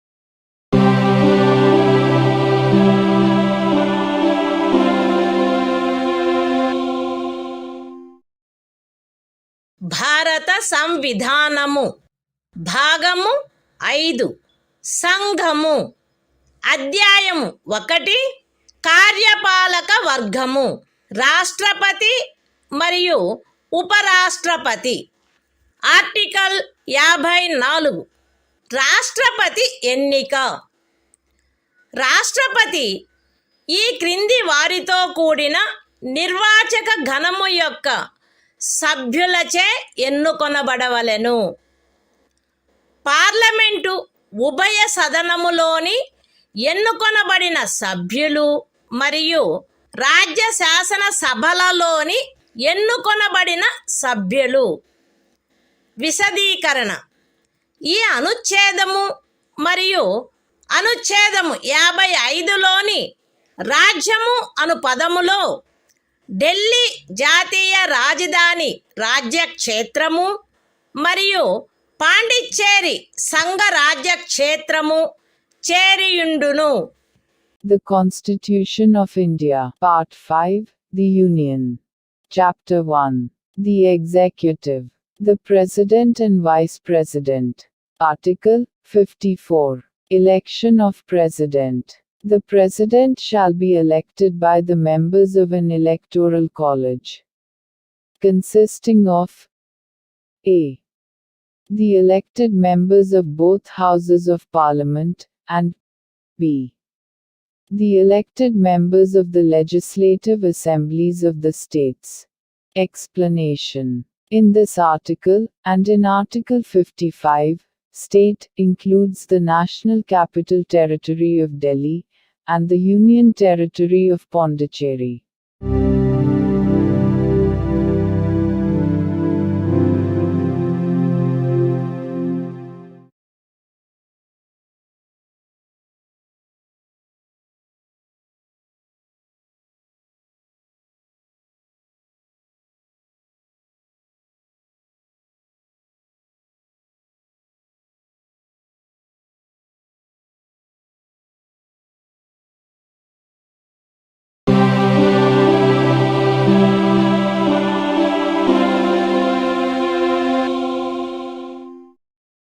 భారత సంవిధానము భాగము 5 సంఘము అధ్యాయము 1 కార్యపాలక వర్గము రాష్ట్రపతి మరియు ఉపరాష్ట్రపతి. Article 55 రాష్ట్రపతిని ఎన్నుకొను రీతి. రాష్ట్రపతి యొక్క ఎన్నికలో వివిధ రాజ్యముల ప్రాతినిధ్య ప్రమాణము ఆచరణీయమైనంత మేరకు ఏకరూపముగా ఉండవలెను. రాజ్యముల మధ్య అట్టి ఏకరూపతను చేకూర్చుటకుగాను మరియు మొత్తము రాజ్యములకును సంఘమునకును మధ్య సమత్వమును చేకూర్చుటకుగాను అట్టి ఎన్నికలో పార్లమెంటులోని మరియు ప్రతి రాజ్య శాసనసభలోని ఎన్నుకొనబడిన ప్రతి సభ్యుడు ఇచ్చుటకు హక్కు కలిగియున్న ఓట్ల సంఖ్యను ఈ క్రింది రీతిగా నిర్ధారణ చేయవలెను. ఏ. రాజ్యము యొక్క జనసంఖ్యను ఆ రాజ్య శాసనసభలోని ఎన్నుకొనబడిన మొత్తము సభ్యుల సంఖ్యతో భాగించగా వచ్చు భాగఫలములో 1000 యొక్క గుణిజములు ఎన్నియుండునో అన్ని ఓట్లను రాజ్య శాసనసభకు ఎన్నుకొనబడిన ప్రతి సభ్యుడు కలిగి ఉండవలెను. బి. 1000 యొక్క సదరు గుణిజములను లెక్కించిన పిమ్మట శేషము 500కు తగ్గనిచో ఉపఖండము ఏలో నిర్దేశింపబడిన ప్రతి సభ్యునకు గల ఓట్ల సంఖ్యకు అదనముగా 1 ఓటును చేర్చవలెను. సి. ఉపఖండములు ఏ మరియు బిల క్రింద రాజ్య శాసనసభలోని సభ్యులకు నియతమైన ఓట్ల మొత్తపు సంఖ్యను పార్లమెంటు ఉభయ సదనములో ఎన్నుకొనబడిన సభ్యుల మొత్తము సంఖ్యతో భాగించగా ఏ సంఖ్య వచ్చునో అన్ని ఓట్లను పార్లమెంటు ఉభయ సదనములోని ఎన్నుకోబడిన ప్రతి సభ్యుడు కలిగి ఉండవలెను. సగమునకు మించిన భిన్నమును 1గా పరిగణించవలెను. ఇతర భిన్నములను ఉపేక్షించవలెను. రాష్ట్రపతి ఎన్నిక ఏకల అంతరణీయ ఓటు ద్వారా అనుపాతిక ప్రాతినిధ్య పద్ధతును అనుసరించి జరగవలెను మరియు అట్టి ఎన్నికలో పోలింగు రహస్యపు బ్యాలెట్ పద్ధతిలో జరగవలెను. విశదీకరణ. ఈ అనుచ్ఛేదములో జనసంఖ్య అను పదబంధమునకు కడపటిదియు అందుకు సంబంధించిన అంకెలు ప్రచురింపబడినదియు అగు జనగణనతో అభినిశ్చితమైన జనసంఖ్య అని అర్థము. అయితే ఈ విశదీకరణలో కడపటిదియు అందుకు సంబంధించిన అంకెలు ప్రచురింపబడినట్టిదియు అగు జనగణనకు గల నిర్దేశమును 2026వ సంవత్సరం పిమ్మట చేయబడు మొదటి జనగణనకు సంబంధించిన అంకెలు ప్రచురించబడు వరకు 1971వ సంవత్సరపు జనగణనకు నిర్దేశమైనట్లు అన్వయించుకొనవలెను. The Constitution of India, Part 5, The Union. Chapter 1. The Executive, the President and Vice President. Article 55. Manner of election of President. 1. As far as practicable, there shall be uniformity in the scale of representation of the different states at the election of the President. 2. For the purpose of securing such uniformity among the states, inter se, as well as parity between the states as a whole and the Union, the number of votes, which each elected member of Parliament, and of the Legislative Assembly of each state, is entitled to cast at such election, shall be determined in the following manner. A. Every elected member of the Legislative Assembly of a state shall have as many votes as there are multiples of 1000. In the quotient obtained by dividing the population of the state by the total number of the elected members of the Assembly. B. If, after taking the said multiples of 1000, the remainder is not less than 500, then the vote of each member referred to in subclause A shall be further increased by 1. C. Each elected member of either House of Parliament shall have such number of votes as may be obtained by dividing the total number of votes assigned to the members of the legislative assemblies of the states under subclauses A and B by the total number of the elected members of both houses of Parliament, fractions exceeding 1/2 being counted as one and other fractions being disregarded. 3. The election of the President shall be held in accordance with the system of proportional representation, by means of the single transferable vote, and the voting at such election shall be by secret ballot. Explanation. In this article, the expression population means the population as ascertained at the last preceding census, of which the relevant figures have been published. Provided that the reference in this explanation to the last preceding census, of which the relevant figures have been published shall, until the relevant figures for the first census taken after the year 2026 have been published, be construed as a reference to the 1971 census.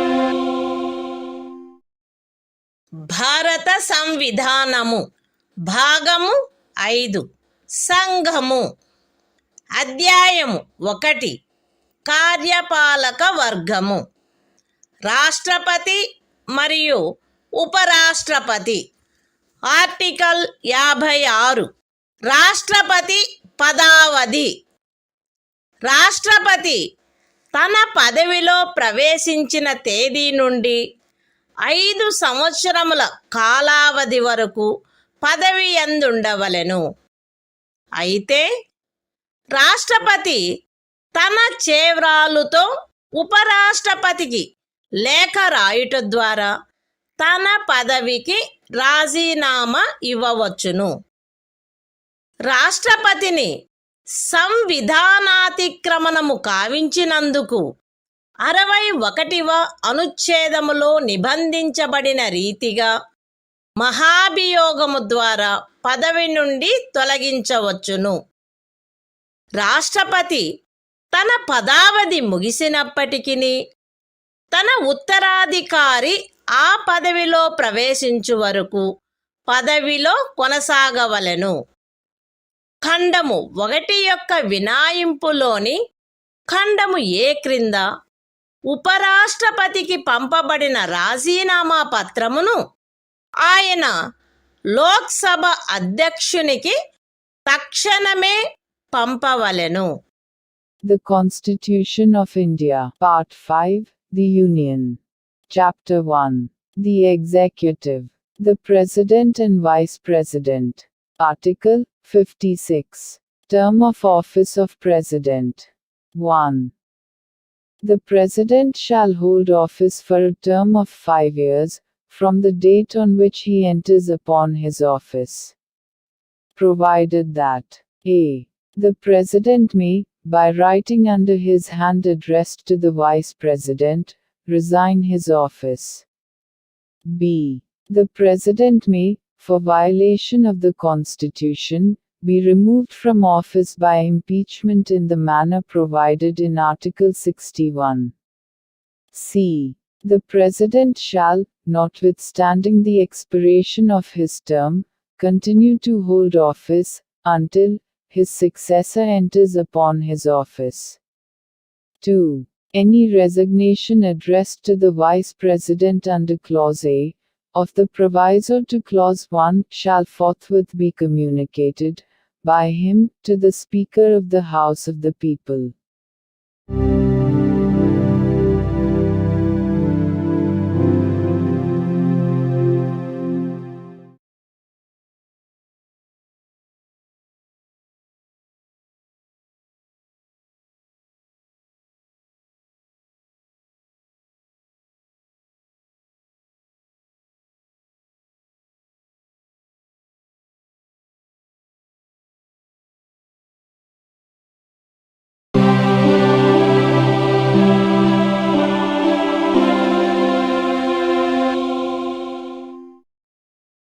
భారత సంవిధానము భాగము 5 సంఘము అధ్యాయము 1 కార్యపాలక వర్గము రాష్ట్రపతి మరియు ఉపరాష్ట్రపతి. Article 57 తిరిగి ఎన్నికకు పాత్రత. రాష్ట్రపతి పదవియందున్నా లేక ఆ పదవియందుండిన ఏ వ్యక్తి అయినను ఈ సంవిధానములోని ఇతర నిబంధనలకు అత్యధీనమై ఆ పదవికి తిరిగి ఎన్నుకొనుబడుటకు పాత్రుడై ఉండును. The Constitution of India, Part 5, The Union. Chapter 1. The Executive. The President and Vice President. Article 57. Eligibility for re-election. A person who holds, or who has held, office as President shall, subject to the other provisions of this Constitution, be eligible for re-election to that office.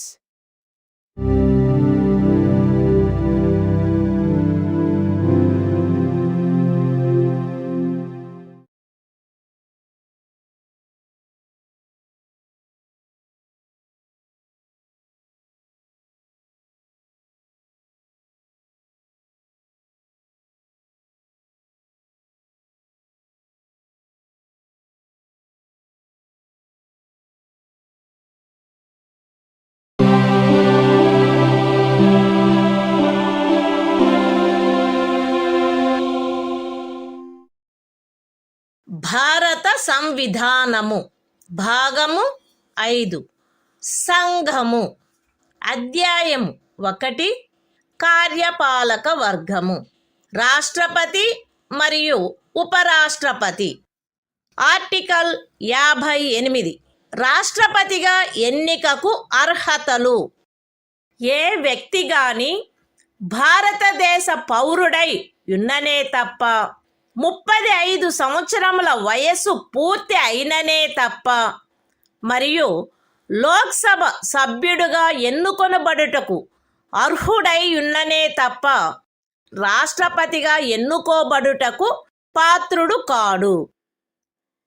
ఏ వ్యక్తి అయినను భారత ప్రభుత్వము క్రింద లేక ఏదేని రాజ్య ప్రభుత్వము క్రింద లేక సదరు ప్రభుత్వములోని దేని యొక్క నియంత్రణకైనను అత్యధీనమై ఉన్న ఏదేని స్థానిక లేక ఇతర ప్రాధికారి క్రింద గాని లాభాయుతమైన ఏదేని పదవి యందున్నచో ఆ వ్యక్తి రాష్ట్రపతిగా ఎన్నుకొనబడుటకు పాత్రుడు కాడు. విశదీకరణ: ఈ అనుచ్ఛేదపు నిమిత్తము ఎవరేని వ్యక్తి సంఘము యొక్క రాష్ట్రపతిగా లేక ఉపరాష్ట్రపతిగా లేక ఏదేని రాజ్యము యొక్క గవర్నరుగా లేక సంఘము యొక్క లేక ఏదేని రాజ్యము యొక్క మంత్రిగానున్న కారణమును బట్టి మాత్రమే లాభాయుతమైన పదవి యందున్నట్లు భావించబడరాదు. The Constitution of India, Part 5, The Union. Chapter 1. The Executive. The President and Vice President. Article 58. Qualifications for election as President. 1. No person shall be eligible for election as President, unless he is a citizen of India, has completed the age of 35 years, and is qualified for election, as a member of the House of the People.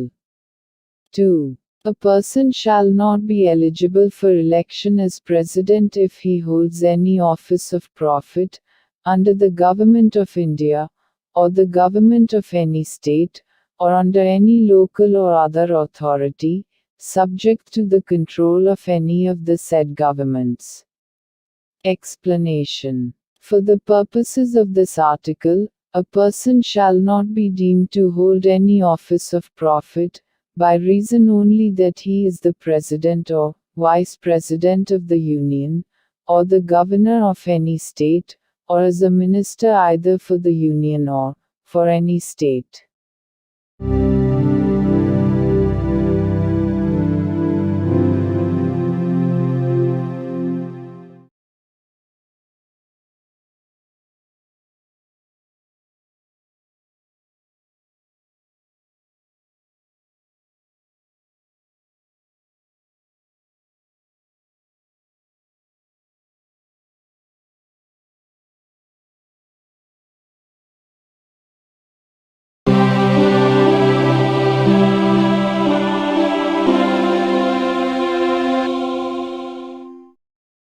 భారత సంవిధానము భాగము 5 సంఘము అధ్యాయము 1 కార్యపాలక వర్గము రాష్ట్రపతి మరియు ఉపరాష్ట్రపతి. Article 59 రాష్ట్రపతి పదవీ షరతులు. రాష్ట్రపతి పార్లమెంటు యొక్క లేక ఏదేని రాజ్య శాసన మండలి యొక్క ఏ సదనములో గాని సభ్యుడుగా ఉండరాదు మరియు పార్లమెంటు యొక్క లేక ఏదేని రాజ్య శాసన మండలి యొక్క ఏ సదనములోని సభ్యుడైనను రాష్ట్రపతిగా ఎన్నుకొనబడినచో ఆయన రాష్ట్రపతి పదవిలో ప్రవేశించిన తేదీ నుండి ఆ సదనములోని తన స్థానమును ఖాళీ చేసినట్లు భావించవలెను. రాష్ట్రపతి లాభాయుతమైన ఏదేని ఇతర పదవి యందు ఉండరాదు. రాష్ట్రపతి అద్దె చెల్లించకుండా తన అధికార నివాస గృహములను ఉపయోగించుకొనుటకు హక్కు కలిగియుండును మరియు పార్లమెంటు శాసనము ద్వారా నిర్ధారణ చేయు ఉపలబ్ధులకు, భత్యములకు మరియు విశేషాధికారములకు మరియు తద్విషయమున అట్లు నిబంధన చేయబడు వరకు 2వ అనుసూచిలో నిర్దిష్టపరచబడిన ఉపలబ్ధులకు, భత్యములకు మరియు విశేషాధికారములకు ఆయన హక్కు కలిగియుండును. రాష్ట్రపతి యొక్క ఉపలబ్ధులు మరియు భత్యములు ఆయన పదావధిలో తగ్గించబడరాదు.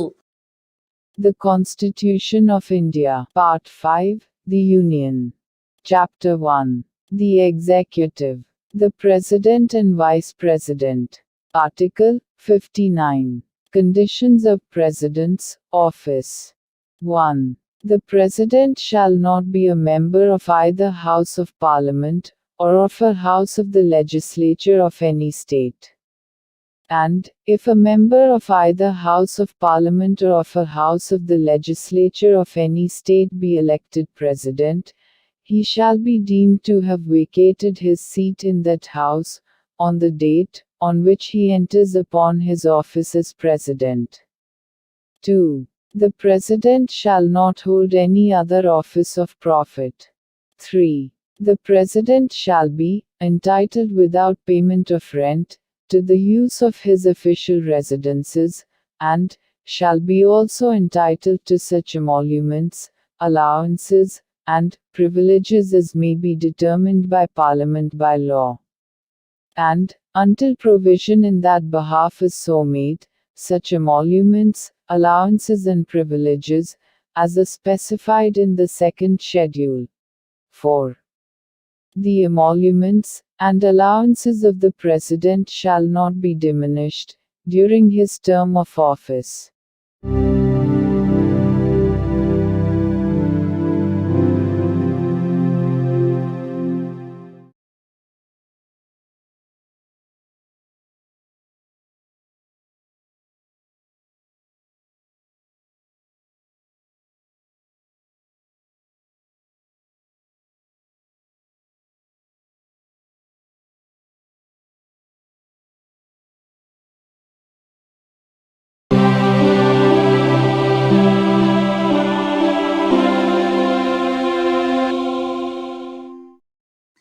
భారత సంవిధానము. భాగము 5. సంఘము. అధ్యాయము 1. కార్యపాలక వర్గము. రాష్ట్రపతి మరియు ఉపరాష్ట్రపతి. ఆర్టికల్ 60. రాష్ట్రపతిచే ప్రమాణము లేక ప్రతిజ్ఞ. ప్రతి రాష్ట్రపతి మరియు రాష్ట్రపతిగా వ్యవహరించు లేక రాష్ట్రపతి కృత్యములను నిర్వహించు ప్రతి వ్యక్తి తన పదవిలో ప్రవేశించుటకు పూర్వము భారతదేశ ముఖ్య న్యాయమూర్తి సమక్షమున లేక ఆయన హాజరు లేనప్పుడు సర్వోన్నత న్యాయస్థాన న్యాయాధీశులలో అందుబాటులోనున్న వారిలో అందరికంటే సీనియర్ న్యాయాధీశుని సమక్షమున గాని ఈ క్రింది రూపములో ప్రమాణము లేక ప్రతిజ్ఞ చేసి దానిపై చేవ్రాలు చేయవలెను.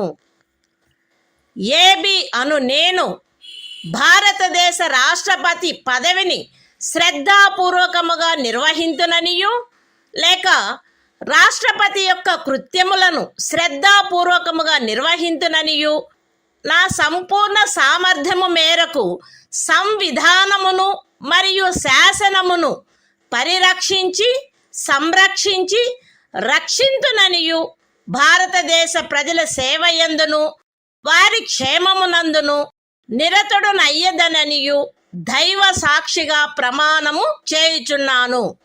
సత్యనిష్టతో ప్రతిజ్ఞ చేయుచున్నాను. The Constitution of India. Part 5. The Union. Chapter 1. The Executive. The President and Vice President. Article 60. Oath or affirmation by the President.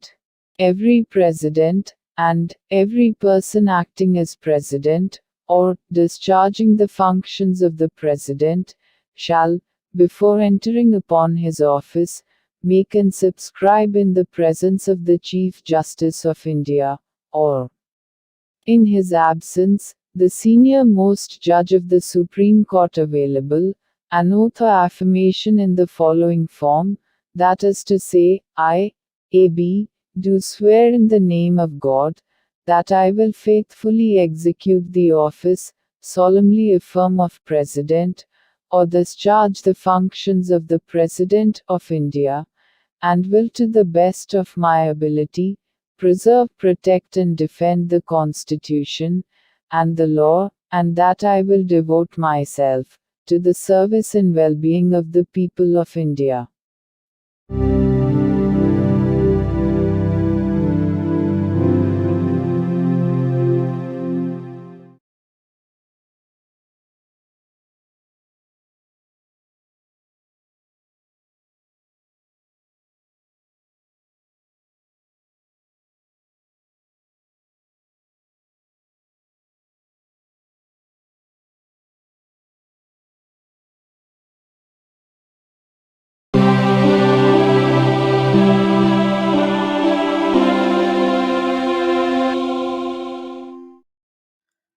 భారత సంవిధానము భాగము 5 సంఘము అధ్యాయము 1 కార్యపాలక వర్గము రాష్ట్రపతి మరియు ఉపరాష్ట్రపతి ఆర్టికల్ 61 రాష్ట్రపతిపై మహాభియోగము తెచ్చుటకు ప్రక్రియ సంవిధానాతిక్రమణము కావించినాడని రాష్ట్రపతిపై మహాభియోగము జరపబడవలసినప్పుడు పార్లమెంటు యొక్క ఏ సదనము చేనైనను ఆరోపణ చేయబడవలెను.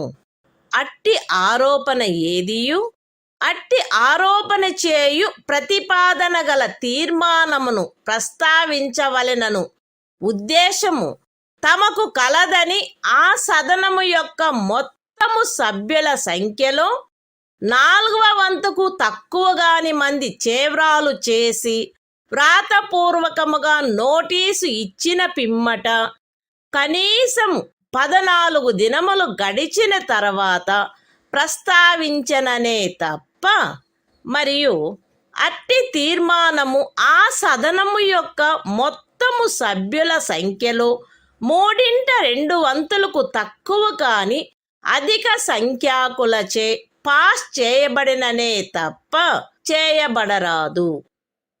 పార్లమెంటు యొక్క ఏ సదనమైనను అట్లు ఆరోపణ చేసినప్పుడు 2వ సదనము ఆ ఆరోపణను దర్యాప్తు చేయవలెను లేక దర్యాప్తు చేయించవలెను. మరియు అట్టి దర్యాప్తు జరుగునప్పుడు హాజరగుటకును ప్రతినిధిని పంపుటకును రాష్ట్రపతికి హక్కు ఉండును. దర్యాప్తు ఫలితముగా రాష్ట్రపతిపై చేయబడిన ఆరోపణ స్థిరపడినదని ప్రఖ్యానించు తీర్మానము ఆ ఆరోపణను దర్యాప్తు చేసిన లేక చేయించిన సదనము యొక్క సభ్యుల మొత్తము సంఖ్యలో 3/2 తక్కువ కాని అధిక సంఖ్యాకులచే ఆమోదించబడినచో అట్లు ఆమోదించబడిన తేదీ నుండి ఆ తీర్మానము రాష్ట్రపతిని పదవి నుండి తొలగించు ప్రభావము కలిగియుండును. The Constitution of India, Part 5, The Union. Chapter 1. The Executive. The President and Vice President. Article 61. Procedure for impeachment of the President. 1. When a president is to be impeached for violation of the Constitution, the charge shall be preferred by either House of Parliament. 2. No such charge shall be preferred unless the proposal to prefer such charge is contained in a resolution, which has been moved, after at least 14 days' notice in writing, signed by not less than 1/4 of the total number of members of the House, has been given of their intention to move the resolution. And such resolution has been passed by a majority of not less than 2/3 of the total membership of the House. 3. When a charge has been so preferred by either House of Parliament, the other House shall investigate the charge, or cause the charge to be investigated, and the President shall have the right to appear, and to be represented at such investigation. 4. If as a result of the investigation, a resolution is passed by a majority of not less than 2/3 of the total membership of the House, by which the charge was investigated, or caused to be investigated, declaring that the charge preferred against the President has been sustained, such resolution shall have the effect of removing the President from his office, as from the date on which the resolution is so passed.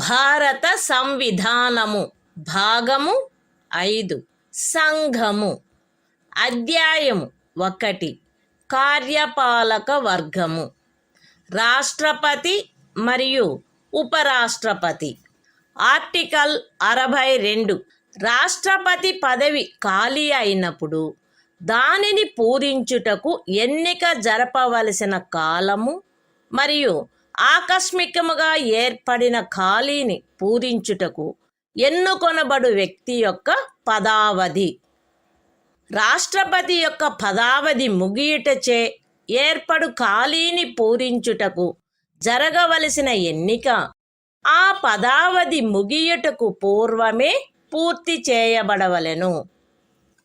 మరణము, రాజీనామా లేక తొలగింపు కారణముగా లేక అన్యదా రాష్ట్రపతి పదవియందు ఏర్పడిన ఖాళీని పూరించుటకు జరగవలసిన ఎన్నిక ఆ ఖాళీ ఏర్పడిన తర్వాత సాధ్యమైనంత త్వరితముగాను ఎట్టి సందర్భంలోనూ ఖాళీ ఏర్పడిన తేదీ నుండి 6 మాసములు దాటకుండగను జరపబడవలెను. మరియు ఆ ఖాళీని పూరించుటకు ఎన్నుకొనబడిన వ్యక్తి 56వ అనుచ్ఛేదము యొక్క నిబంధనలకు అత్యధీనమై తాను పదవిలో ప్రవేశించిన తేదీ నుండి 5 సంవత్సరముల సంపూర్ణ కాలావధి వరకు పదవియందుండుటకు హక్కు కలిగియుండును. The Constitution of India, Part 5, The Union. Chapter 1. The Executive. The President and Vice President. Article 62. Time of holding election to fill vacancy in the office of President. And the term of office of person elected to fill casual vacancy.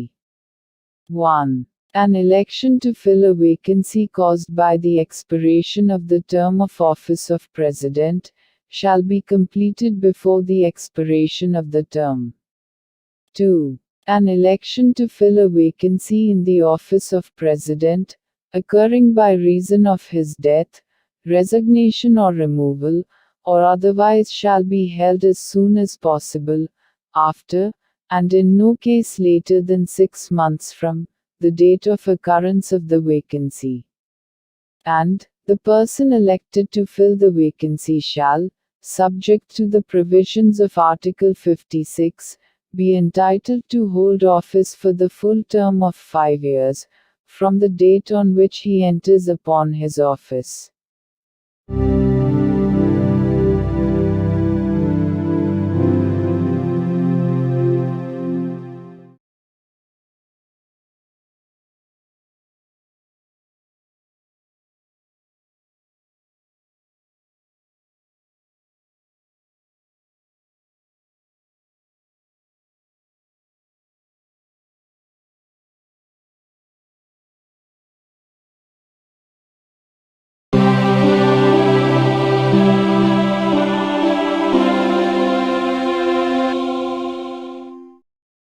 భారత సంవిధానము భాగము 5 సంఘము అధ్యాయము 1 కార్యపాలక వర్గము రాష్ట్రపతి మరియు ఉపరాష్ట్రపతి article 63 భారత ఉపరాష్ట్రపతి భారతదేశమునకు ఒక ఉపరాష్ట్రపతి ఉండవలెను.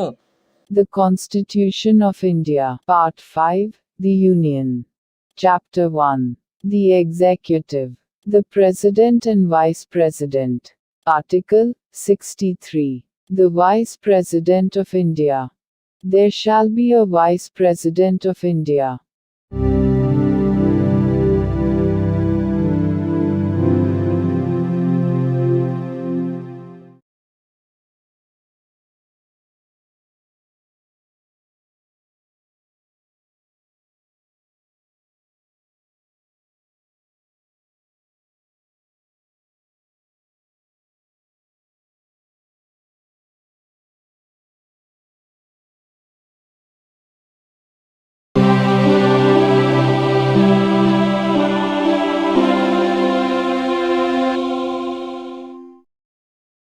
భారత సంవిధానము భాగము 5 సంఘము అధ్యాయము 1 కార్యపాలక వర్గము రాష్ట్రపతి మరియు ఉపరాష్ట్రపతి ఆర్టికల్ 64 ఉపరాష్ట్రపతి పదవి రీత్యా రాజ్యసభకు సభాపతిగా నుండుట ఉపరాష్ట్రపతి పదవి రీత్యా రాజ్యసభకు సభాపతి అయ్యుండును.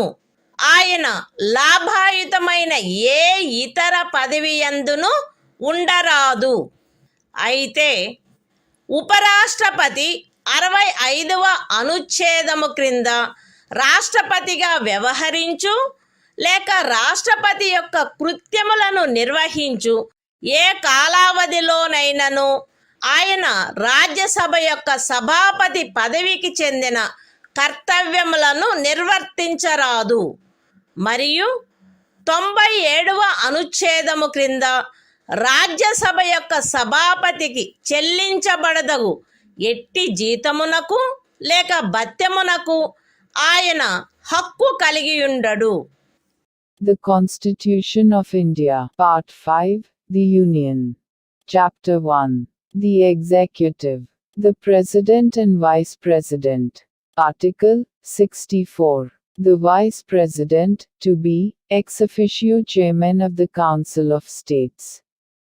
The Vice President shall be, ex officio Chairman of the Council of the States, and shall not hold any other office of profit, provided that, during any period, when the Vice President acts as President, or discharges the functions of the President under Article 65, he shall not perform the duties of the office of Chairman of the Council of States, and shall not be entitled to any salary, or allowance payable to the Chairman of the Council of States, under Article 97.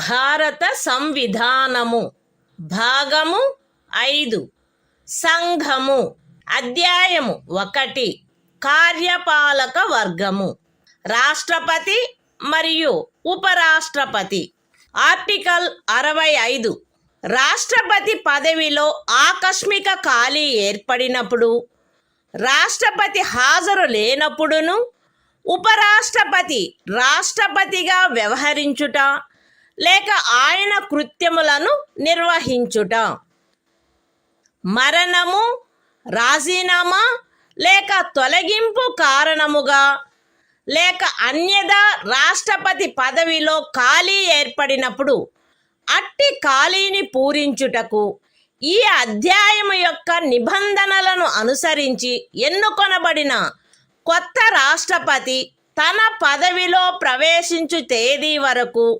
ఉపరాష్ట్రపతి రాష్ట్రపతిగా వ్యవహరించవలెను. రాష్ట్రపతి హాజరులో లేకుండుట, అస్వస్థత లేక మరేదేని కారణము వలన తన కృత్యములను నిర్వహించజాలని ఎడల ఆయన తన కర్తవ్యములను తిరిగి చేపట్టు తేదీ వరకు ఉపరాష్ట్రపతి రాష్ట్రపతి కృత్యములను నిర్వహించవలెను.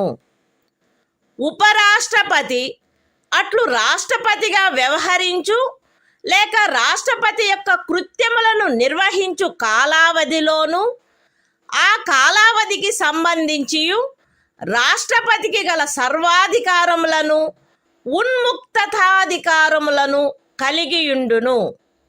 పార్లమెంటు శాసనము ద్వారా నిర్ధారణ చేయు ఉపలబ్ధులకు, భత్యములకు మరియు విశేషాధికారములకు మరియు అట్లు నిబంధన చేయబడు వరకు 2వ అనుసూచిలో నిర్దిష్టపరచబడిన ఉపలబ్ధులకు, భత్యములకు మరియు విశేషాధికారములకు ఆయన హక్కు కలిగియుండును.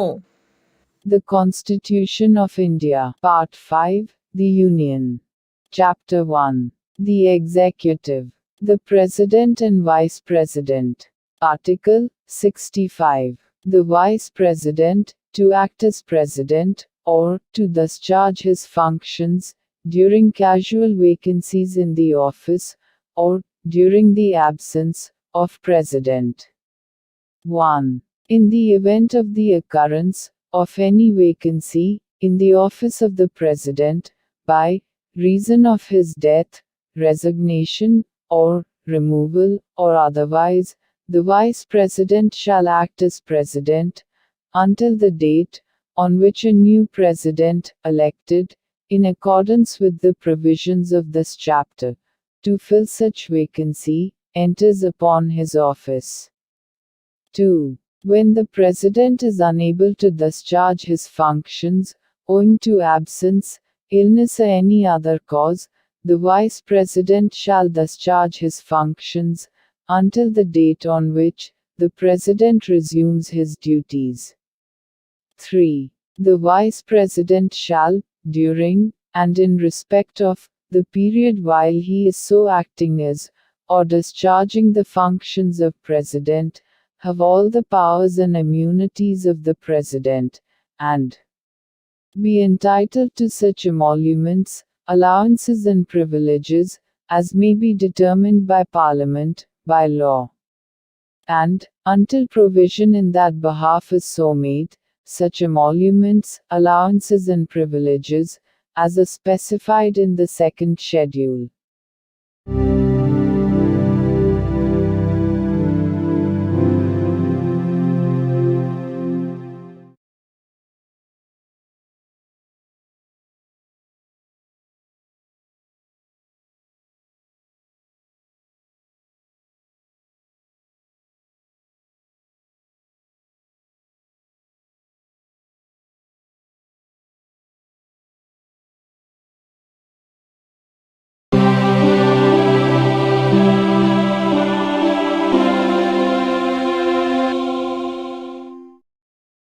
భారత సంవిధానము భాగము 5 సంఘము అధ్యాయము 1 కార్యపాలక వర్గము రాష్ట్రపతి మరియు ఉపరాష్ట్రపతి.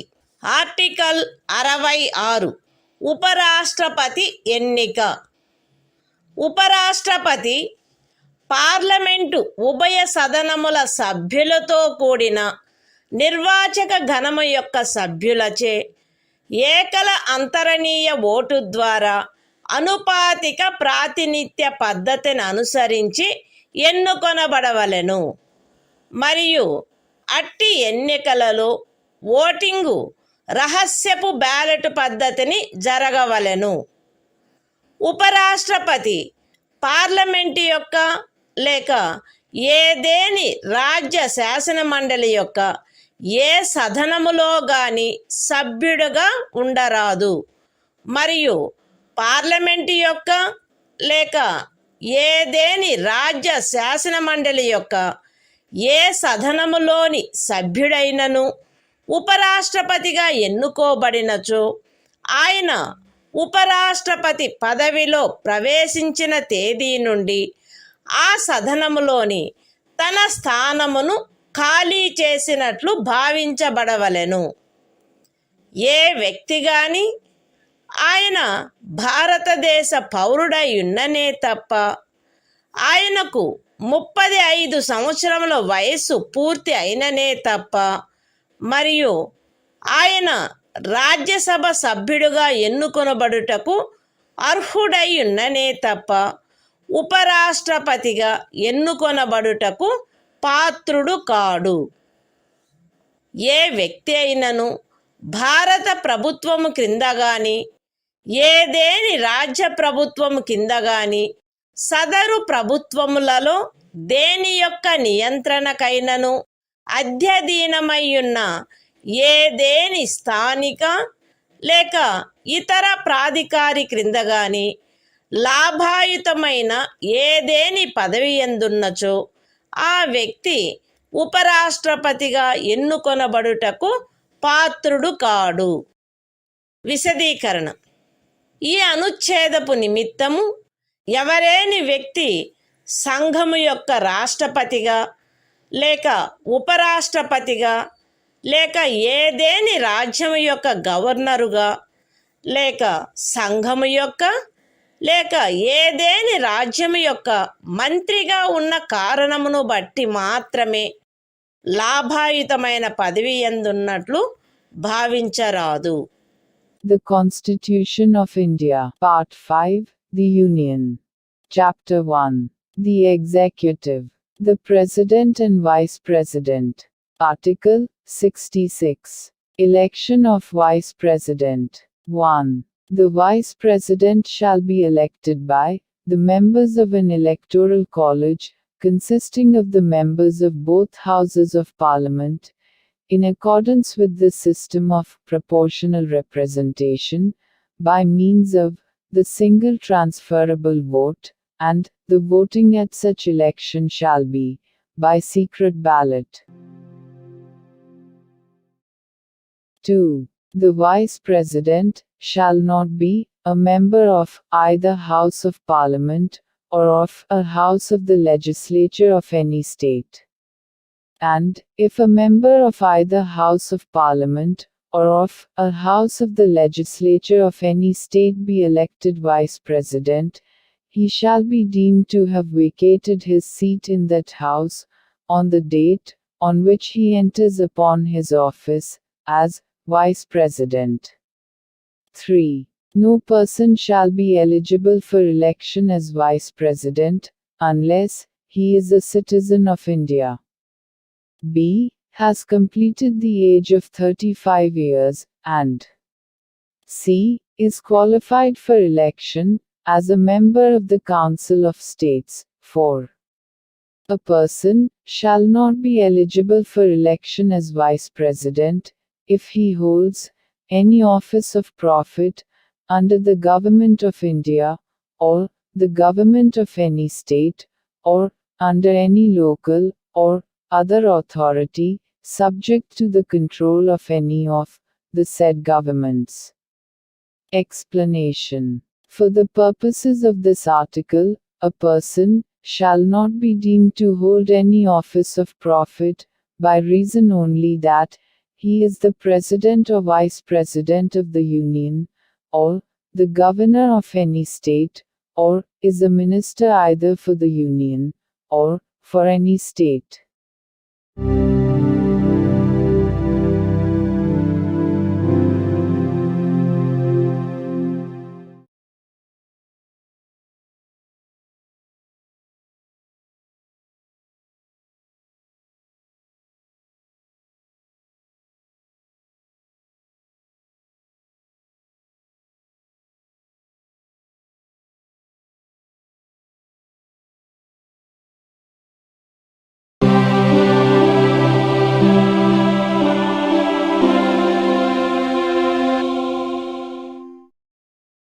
భారత సంవిధానము భాగము 5 సంఘము అధ్యాయము 1 కార్యపాలక వర్గము రాష్ట్రపతి మరియు ఉపరాష్ట్రపతి.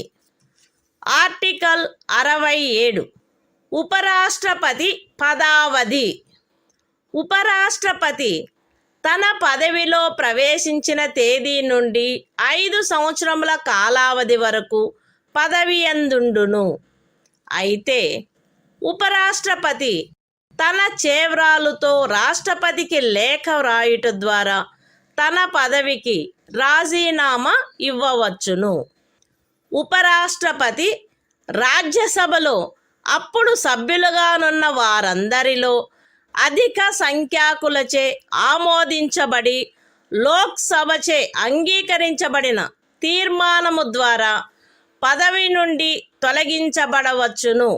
కానీ ఈ ఖండము నిమిత్తము తీర్మానమేదియు దానిని ప్రస్తావించవలెనను ఉద్దేశము కలదను నోటీసు ఇచ్చి కనీసము 14 దినములు గడిచిననే తప్ప ప్రస్తావించబడరాదు.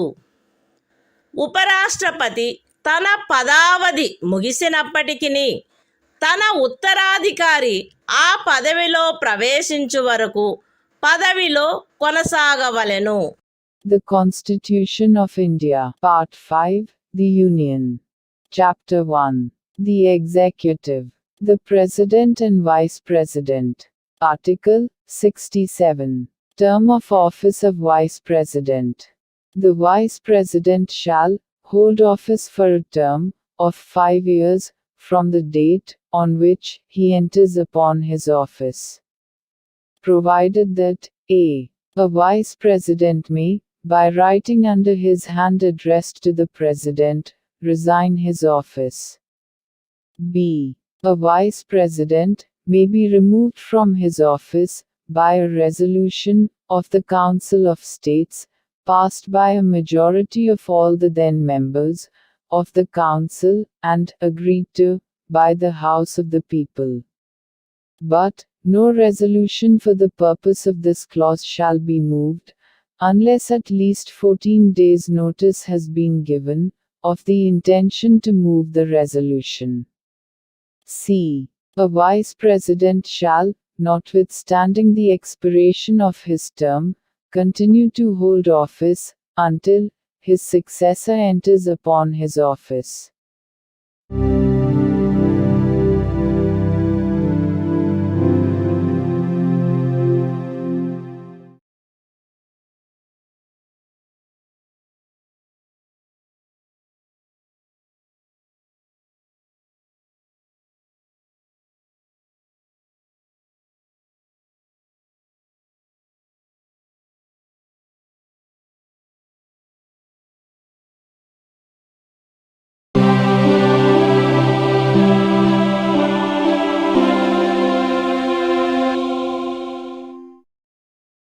భారత సంవిధానము భాగము 5 సంఘము అధ్యాయము 1 కార్యపాలక వర్గము రాష్ట్రపతి మరియు ఉపరాష్ట్రపతి.